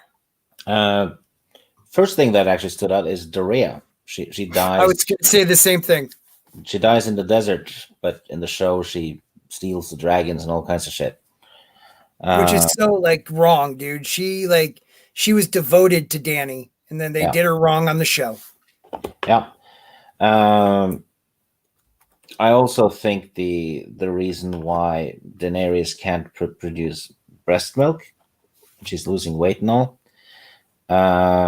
has to do with something else. The journey. I think that's she only had the breast milk that was left in her to begin with. Right. That's my personal theory. I think. So you're saying when she went into the pyre, she had breast milk, and that ran out. She was done. Yeah. Yep. That's what I think. And she's not complaining about tiredness. She's losing weight and stuff. I think that's for other reasons. I think she's actually dead. Yeah. I love that theory of yours. And she was raised on that pyre. I might be wrong, but I think maybe I'm not. Because George Martin did specify that her being resistant to fire like that was a one-time thing. Right. It's not a Targaryen thing to be resistant to fire like that, because we do hear about a lot of fireproof. She was fireproof. Yeah. And he said it flat out. It was a one-time event, and it was done for a reason. Yep. Because you can only truly die once. Yeah. Right. I also wished we had learned more about that city, because for some reason it seemed important. I remember when I first read that book, it was like, yeah, this city, there's something about the city, right? Right. And the city and ancient and stuff. And then, they just left it. We never come back to it. Yeah. And 3 important characters gets introduced. It's Quaithe, Pyat Pri, and Doxos, or whatever it's called. Yeah, Zoro, Zohan, Doxos, or something like that. Yeah, Pyat Pri was another one they abandoned on the show, or rather the Warlocks. They tried to kill her once, and then they just went away. Yep.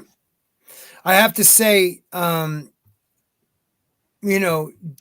think about it. This chapter in my book starts on page 187. So we went 186 pages before the first Dany chapter. This one chapter is only, this Red Waste chapter is one chapter in the book, but in the show, they dragged this out way long just because they had to fill the contract with Emilia Clarke, I guess. I think the books does it well because they're traveling through a desert, basically. Right. So it's a long journey with not much happening. Right. I think that's why it started late, because it just takes time. And I actually think that's smart, how you just put it. They start the chapter her late in the book because we then know, wow, they've been walking this whole time in this desert. I didn't think of it that way. Yeah, and you're almost 200 pages in, and it just feels like, Daenerys she's been walking for a while. Yep. It just comes out naturally with the chapter being that far in it. Yes. Other than that, it's an exposition chapter. You get to learn about Jorah. You get to learn about Daenerys and what she thinks about Jorah. Stuff like that. Oh, and she names the dragons. Yep. So it's just a lot of needful things happens in this chapter that has to happen. Basically, so smaller stuff. Yeah. Yep. So I guess exposition / transport chapter, in my opinion. Right. I was struck by the story. I was struck by the story of Jorah's second wife, where I was like, dude, so you sold everything, you sold slaves and trafficked in slaves because she wouldn't give up her jewels. I'm sorry. That's my wife or whatever. It's like, girl, you're taking those jewels and you're selling those jewels. It's like, no, dear, it's okay. I'll just become a slaver. Right. In Starkland. Yeah. And then only to have her just ditch him for some other guy. Yeah. And then the best part was, go ahead, please. He hates her as much as he loves her. He still loves her. Right. Right. And Danny looks just like her. One thing that I was found a little bit creepy. Right. Like One thing looks like you. She looks just like you, that bitch. God, I love you. Yeah, right. The first time I read it, the first thing that popped into my head after reading his, finally finding out what happened, why he was across the narrow sea, and then it makes you realize, oh shit, why is his father up at the wall then? Now, Teresa, you haven't read the books. Why is he up at the wall? Why is Lord Mormont the head of the Night's Watch and not the lord of his castle? Oh, I thought they kind of explained that in the John chapter. Or is there more to it? Did they? What did they say? I don't even remember. God, it was something to the effect of,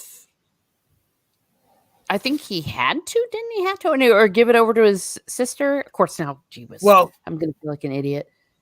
His son dishonored the family by dealing with slavers, then even dishonored them more by running from Eddard Stark's justice. So I think he did the most noble thing he could do because it was his son. He gave up his lordship and became, a Night's Watch member, which is kind of crazy. Real quick before we I'm sorry. Go ahead. No, I'm sorry. I was just going to say the memes of destruction stopped in. Thank you, buddy. There was also somebody else, another monster jumped in. Keck, I already said. If I missed you, I'm sorry, but thank you guys for the support. I think we're at like 29 likes, so thank you very much. Go ahead, Teresa. I'm sorry. I was just going to say, what a bastard Jorah is. Yeah, selfish. Excuse me, but selfish is the best word. Yeah. Yep. Selfish. I do like that George made it one chapter. Like I said, the show, this went on for like 3 or 4 episodes, them trying to find their way to Karth. This was one chapter, gave, like you said, Stig, gave us knowledge about Jorah, also gave us an up-to-date what's going on with the other Khalasars and the other Cals. She's in a dangerous position right now. Yeah. Oh yes. And a lot of the chapters in Game of Thrones seems a bit like blah blah blah, but they're not. They all serve a purpose, and all of them drive the story forward in a measurable way. Yes, from one end or the other, really. But yeah, every chapter is important. Right.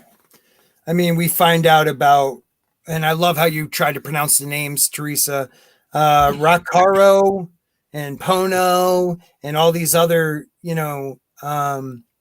I love, why should I fear Pono? He was Drago's co and always spoke to me gently. And, Teresa's half-assed pronunciations, let's just say, I hope she makes more effort in the future. Whoa! You will laugh. Well, they don't have them phonetically. Yeah, it's tough. Until the show started, I still don't know if they were pronouncing the names right. But there was a lot of names that I was like, oh, is that how that's pronounced? One thing I wonder, and I know they touched on it, and I don't know if they've already touched on it or they will, but like, I wonder what these other Khalasars are thinking, because these were his blood riders. They were supposed to die, or avenge his death, trying. But yet they just said, screw it. We're, adios Drago, we're starting our own Khalasars. Like, they broke a tradition that's pretty, I thought, a solid tradition, you know, but maybe it's because of the way he died. They didn't, they felt like they could break that bond. And because Dany wouldn't let them kill, what's her name? I don't know. She thinks back to gentle Sir William Derry. So Dany hungered and thirsted with the rest of them. The milk in her breast dried up, her nipples cracked and bled, and the flesh fell away from her day by day until she was lean and hard as a stick. Yet it was her dragons she feared for. Her father had been slain before she was born, and her splendid brother Rhaegar as well. Her mother had died bringing her into the world while the storm screamed outside. Gentle Sir William Derry, who must have loved her after a fashion, had been taken by a wasting sickness when she was very young. Her brother Viserys, Khal Drogo, who was her sun and stars, even her unborn son. The gods had claimed them all. They will not have my dragons, Dany vowed. They will not. Like, if you think about it, she's lost everybody. I mean, it sucks to be her, doesn't it? Yeah. From her very first moments in the world, she kills her own mother. I mean, not literally. It's not her fault. She's a baby, and they didn't have antibiotics. Right. But, like, if you think about it, like, her brother never forgave her for that. Then he gets killed by the love of her life. Then he dies because of her mistakes. You know, like, everybody she truly loved. You know, she cares for Jorah, but she truly loved these people, even if she never met them. And it's kind of sad. She has a lot of the main characters of this series have really tragic backstories.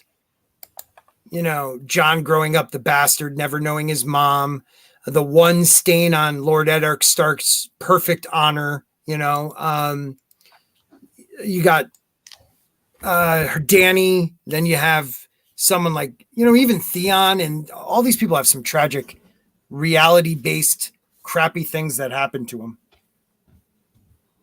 And I'm glad you pointed out that girl died.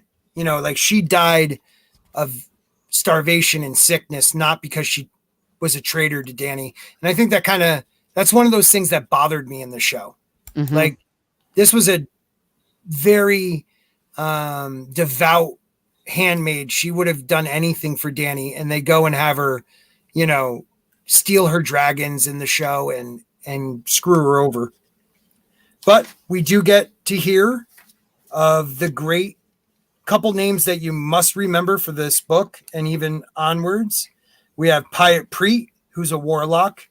We have that Zaha, who definitely tries to manipulate situations. And then we have, who do we have last, Stig? Someone that I think is Quaithe. Quaithe. What do you think of Quaithe? I don't know.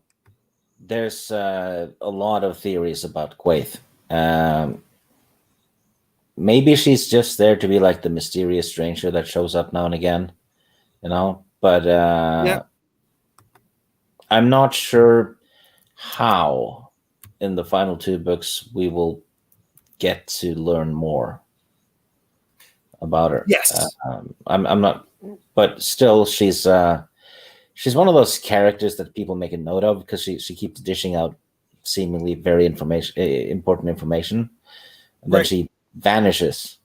Well, right, and the way she gets the information too. Yeah, she's kind of like those letters that Inspector Gadget gets. Yeah. Yes. Gives the information and then goes poof. Yeah, that's good. That is true. You know, so again, this is George's second book. He wrote this. It only took him 2 years after writing A Game of Thrones. So this was released, I believe, in 1998, the first copy, maybe 99. And I feel like little bit of spoilers, people. I'm sorry. We're not going to spoil, but we're going into future stuff real quick. Do you think he lost trajectory or what he was actually using Quaithe for? Do you think he may have lost that thread because he's changed his plan so much? Because like I can't really go. Well, no, it's in this book. You must go north before you go south. You must go east before you go west. You must do this, that. And again, spoilers, because this was what George said in an interview years ago. We would see certain areas of, let's just say, very dark places in Essos. And now he has reframed that and said, we may see that in a flashback. Like, he's definitely changed his story big time. Yeah, or, well, I wouldn't say he's changed. He added to it. Yeah, I like what Adam Stevenson says here. Go ahead with what you were going to say, and then we'll read this. No, it was just the story grew, basically. And I think that was, in some sense, happened to The Lord of the Rings as well. And it certainly happened to The Wheel of Time. That was supposed to be a trilogy. Holy crap, it was? Yeah, I think it was a trilogy, or maybe 5. I'm not sure, but it grew to be 14 bricks. That's crazy. You can build a small wall with that. Yeah, I like what Adam says here, and thank you for being here, man. Quaithe is George's get out of jail free card if he ever wrote himself into a corner. And that's what I always thought too, but now I'm starting to think he doesn't know what to do with Quaithe. Like, Quaithe is supposed to be this mysterious, riddly, coherent, unlike Patchface or somebody like that, but able to drop these riddles to Danny that down the line we'll figure out. But if he doesn't plan on Danny going to the Shadowlands, then part of her prophecy or riddle doesn't come true. Unless they think, I don't know. I'm wondering maybe if George cuts out the Shadowlands stuff, that he might do a standalone book about the Shadowlands later on. Yeah. With another character going there. Well, assuming someone survives. But I don't know. Did you read this?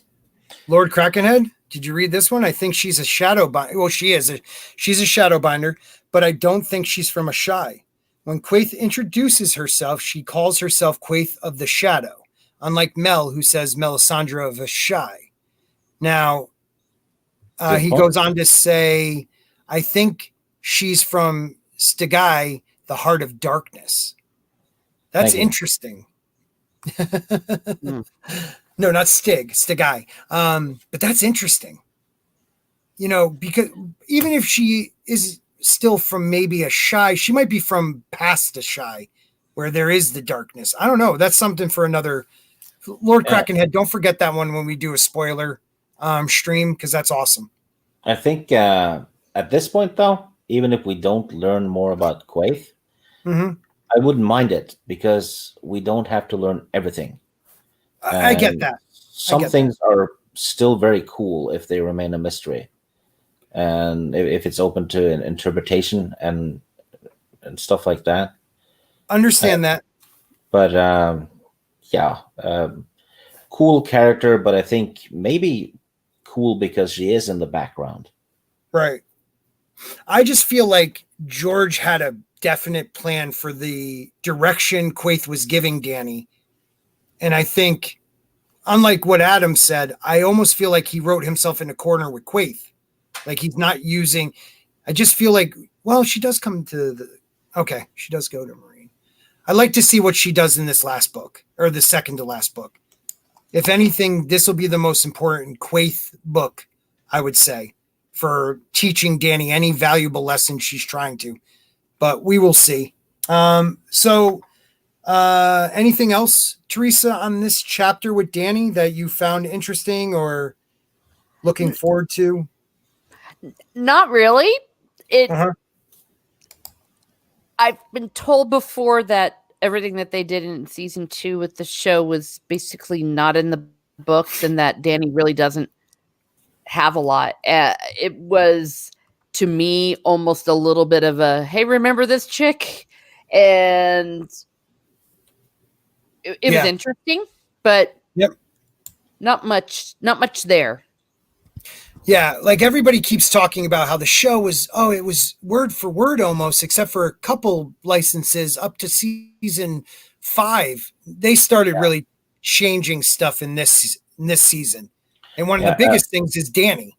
Where are my dragons? Well, some of the changes I understand. Yes. Because you have 10 episodes and it takes like 3 or 4 times longer to read the book and get all the information that it takes to watch the show. So some things has to be merged and, changed a bit. Even in the Lord of the Rings, there's a lot of, in the first one, that there's a huge chunk left out with Tom Bombadil and the the Barrow Downs and the Old Forest. That's all. It's not there. Wasn't Tom Bombadil, or I always mess up his name? Wasn't that Stannis? Wasn't he actually in that role? No, he's not in the movie.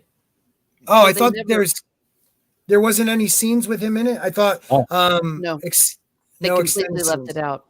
Yeah, they made a good case for it because they've spent an hour and a half telling the audience that, hey, the ring is evil. Don't put it on, right? Right. And don't touch it or anything. And then you have Tom Bombadil in the book. He picks up the ring and starts juggling it and singing. Right.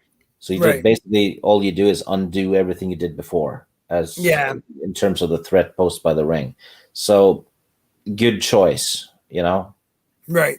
Well, for me, when it comes to the show, their second season should not have been the second book. I think they could have just done Game of Thrones for 2 seasons, then brought in a Clash. The show could have gone on for 20 years, literally. I mean, they jumped over a lot of information, left out a lot of, they left out a complete Tyrion adventure, we'll say. And Dorne included with that. Like I'm sorry, they ruined it. I'm sorry. I don't want to get into this and start stomping on the show. It really upsets me where they went and that people don't even want to, give this next series a chance, even though George is putting his stamp on it. These books are his baby. Even though we know where it leads, I'm kind of can't wait to see what they do to fill in some of the blanks when it comes to Dance with Dragons. I'm kind of jumping everywhere, but I don't know. And I agree with Lord Krakenhead too. Every book could have been 2 seasons easily. Are you going to watch the new show when it comes out, House of the Dragon? Are you talking to me? Teresa, yeah. Oh. Teresa, will you watch it? I guess. I don't see why not. I will have an incredibly bad attitude, though, about any of that until George releases his friggin' book.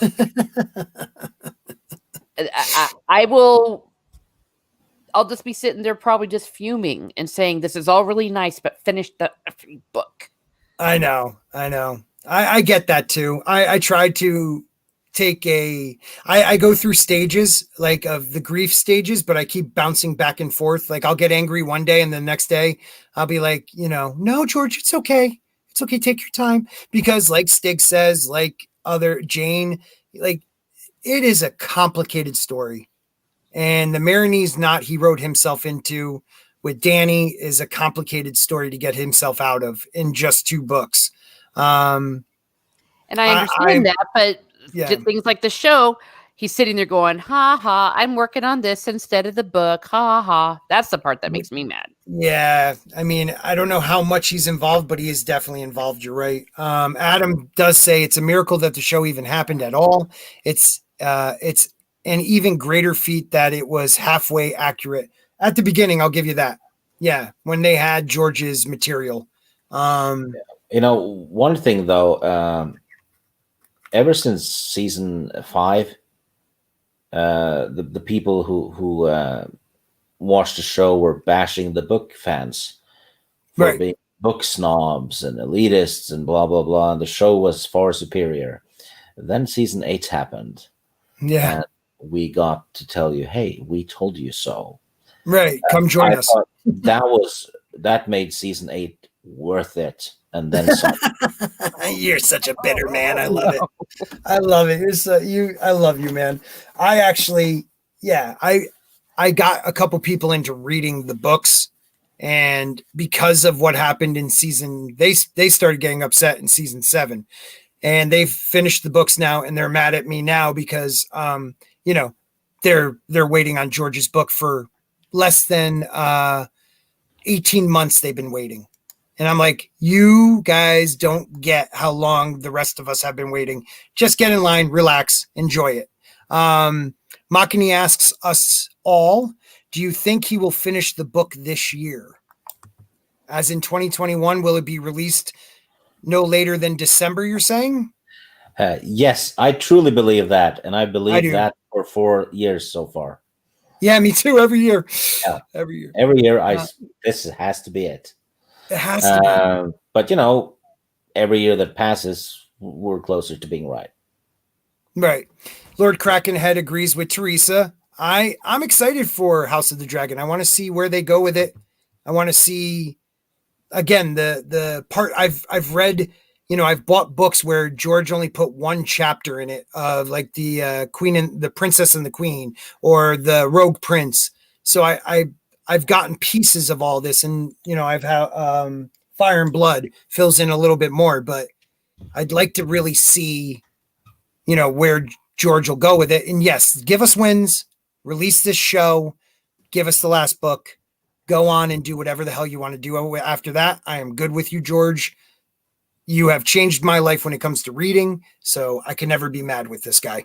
I can't. I do get mad, don't get me wrong, but I can't stay mad. I can't quit you, George. Well, at least we're getting that, the Targaryen book in the World of Ice and Fire and, stuff like that. So we're getting something. It's not like it's been nothing since 2011. Right. And, we got one Dunkin' Egg. Yeah, beggars can't be choosers. And, we get to do talks like this. Yeah. In the meantime. And if the books were pouring out fast, we wouldn't get to. Right. So and I think actually enjoy this. Yeah, me too. And I think even though the wait is getting ridiculously long now, there's almost no defending it at this point. But we also, at the same time, when we're talking about this and we're seeing all these little hidden plot lines and all that, this is why it's taking a long time. And I'd rather him take a long time and get it right than speed up and fuck it up. Yeah, I'm with you. There's so much he could easily lose what he's been doing. And if we want a masterpiece, we got to give the master a chance to weave a web that'll get him to a final book. So this book is very important to get him to the final book. Yeah, and there's thousands of fantasy books out there, and some of the better ones are long series, right? And they've been finished now by other writers. The Raymond Feist one is done. Terry Brooks, Robert Jordan, and many others. Even Harry Potter. I loved Harry Potter. I don't care what anybody says. Oh, I liked it too. And while you're waiting, why not just read something else in the meantime? It's not like we're lacking for fantasy books. Yep. I'm going to be ordering Shadow of the Empire. I'm going to jump into the EU for the first time. Yay! So, yep. This Friday when I get paid, I'm going to order that book because I want to read it. I was thinking Audible, but I rather sit back and read an actual book again. And I hope I enjoy it. Makini says that was what I was hearing back then. People started to get irritated at the 7th season, and season 8 was where it fell apart. Truthfully, I started getting upset at the end, the last episode of season 4. I hated season 5. season 6 rebounded for me, and then season 7, I was done emotionally after that. So season 8 was kind of a joke to me. Season 5 was kind of like Stannis kills thousands of horses for food because his army is hungry. 2 days later, they're still hungry and cold. And instead of burning the big forest that's next to them for firewood, he burns his daughter. Yeah, like it's freaking to get remove the daughter. Remove the daughter from the pyre, and the army can warm themselves at it. Right, problem solved. Right, you could like I don't know. Same effect if you remove the human from the pyre. Right, remove the little girl. Little 11-year-old. Exactly. Let's see. Stig is simping for George Mason. A little bit. 60%. I will too. Yes, I'll go 70. Machini 90, you're a wizard, Scott. Thank you, buddy. Lord Krakenhead says, I'm getting into the Kingdom of the Gods, the book that Netflix Kingdom is based on, and I really want to read the Outlander books. Well, do it, man. We got time before the Winds of Winter comes out, but I think we're going to stop it there, guys. It's almost 10 o'clock. We've been going for a while over here on the East Coast. So thank you, guys. Any last words about the 3 chapters we read? Anything you saw that intertwined them? You know how we sometimes find that kind of thread that he has going through these.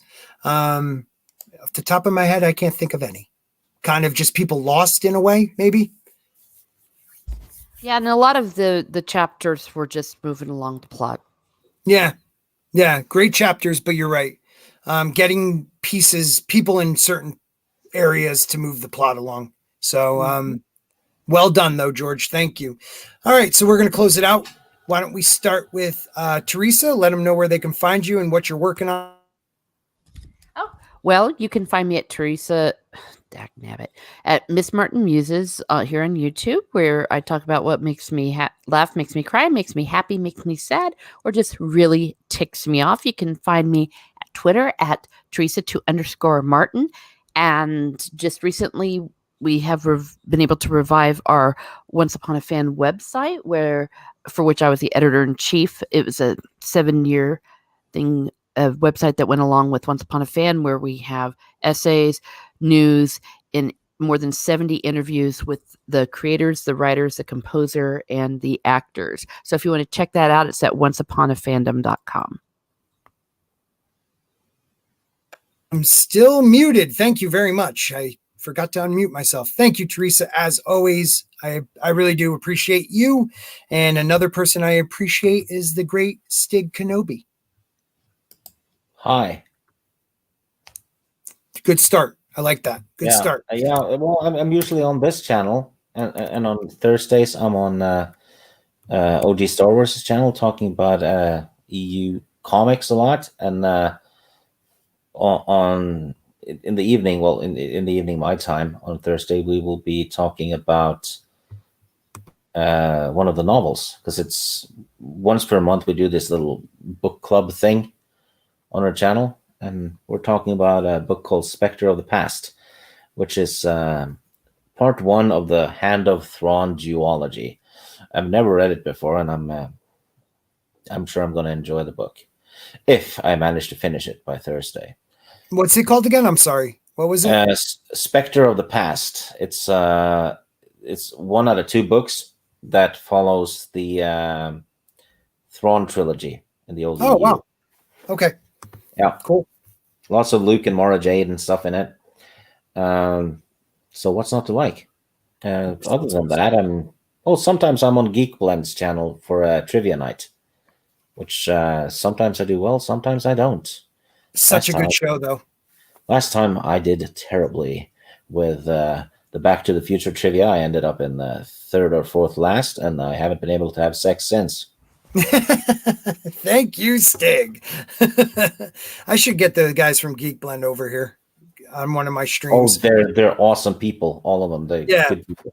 Yeah, check out it's fun playing trivia with them, and people in the chat. Everyone can participate in the trivia game. Lots of trash talking. It's good fun. That's awesome. their stream is with Jeff Raging and Craig. Rhino. Yeah, and Tim, Open Airlock Policy. I mean, all of them are. It's one of the nicest panels I've been on. Yeah, It's just those guys are great. Really nice people.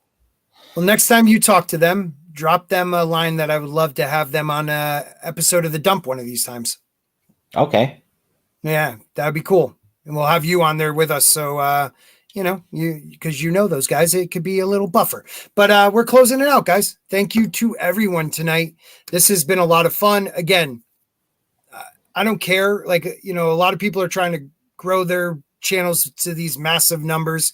I kind of fallen into what Stig, I do what I like. I hope you like it. You guys are awesome in the chat. You support my channel. I got great channel members, great mods, great friends that are in the chat. And I just really appreciate you guys hanging out with us for the last couple hours, talking books. Wednesday night, we will have our Humpty Dump. I don't know how many more Humpty Dumps I'm going to be doing on Wednesdays. I'm thinking about going down to just 2 streams, but stick around and definitely catch that show. And then Saturday after Rogue Entertainment, we'll have our usual 9:30 p.m. Eastern dump. So check it out. Thank you, Lady Tauriel, for stopping in. Thank you, Tina. Thank you, Keck. Thank you, Bones. Thank you, Another Monster. Thank you to all you guys. Lord Krakenhead 33, Adam Stevenson, Time Prophet, I said, Memes of Destruction. Who else was here? We had OrdsBored here. Great channel. Please check out him and Memes. And also check out Free Folk of the Fandom. Mason's a good dude. Need to have him on one of these times. What About was awesome. Thank you, What About, for the nice, kind words you said about us. And that's about it. Tauriel showed up too. Right at the I know, end. I saw her at the very end. Thank you, Tauriel. You rock. Hope you can come on next week because it always makes our conversation that much better. All right, guys. See you Wednesday for the Humpty Dump. And this is for my members. Thank you, guys. Bye.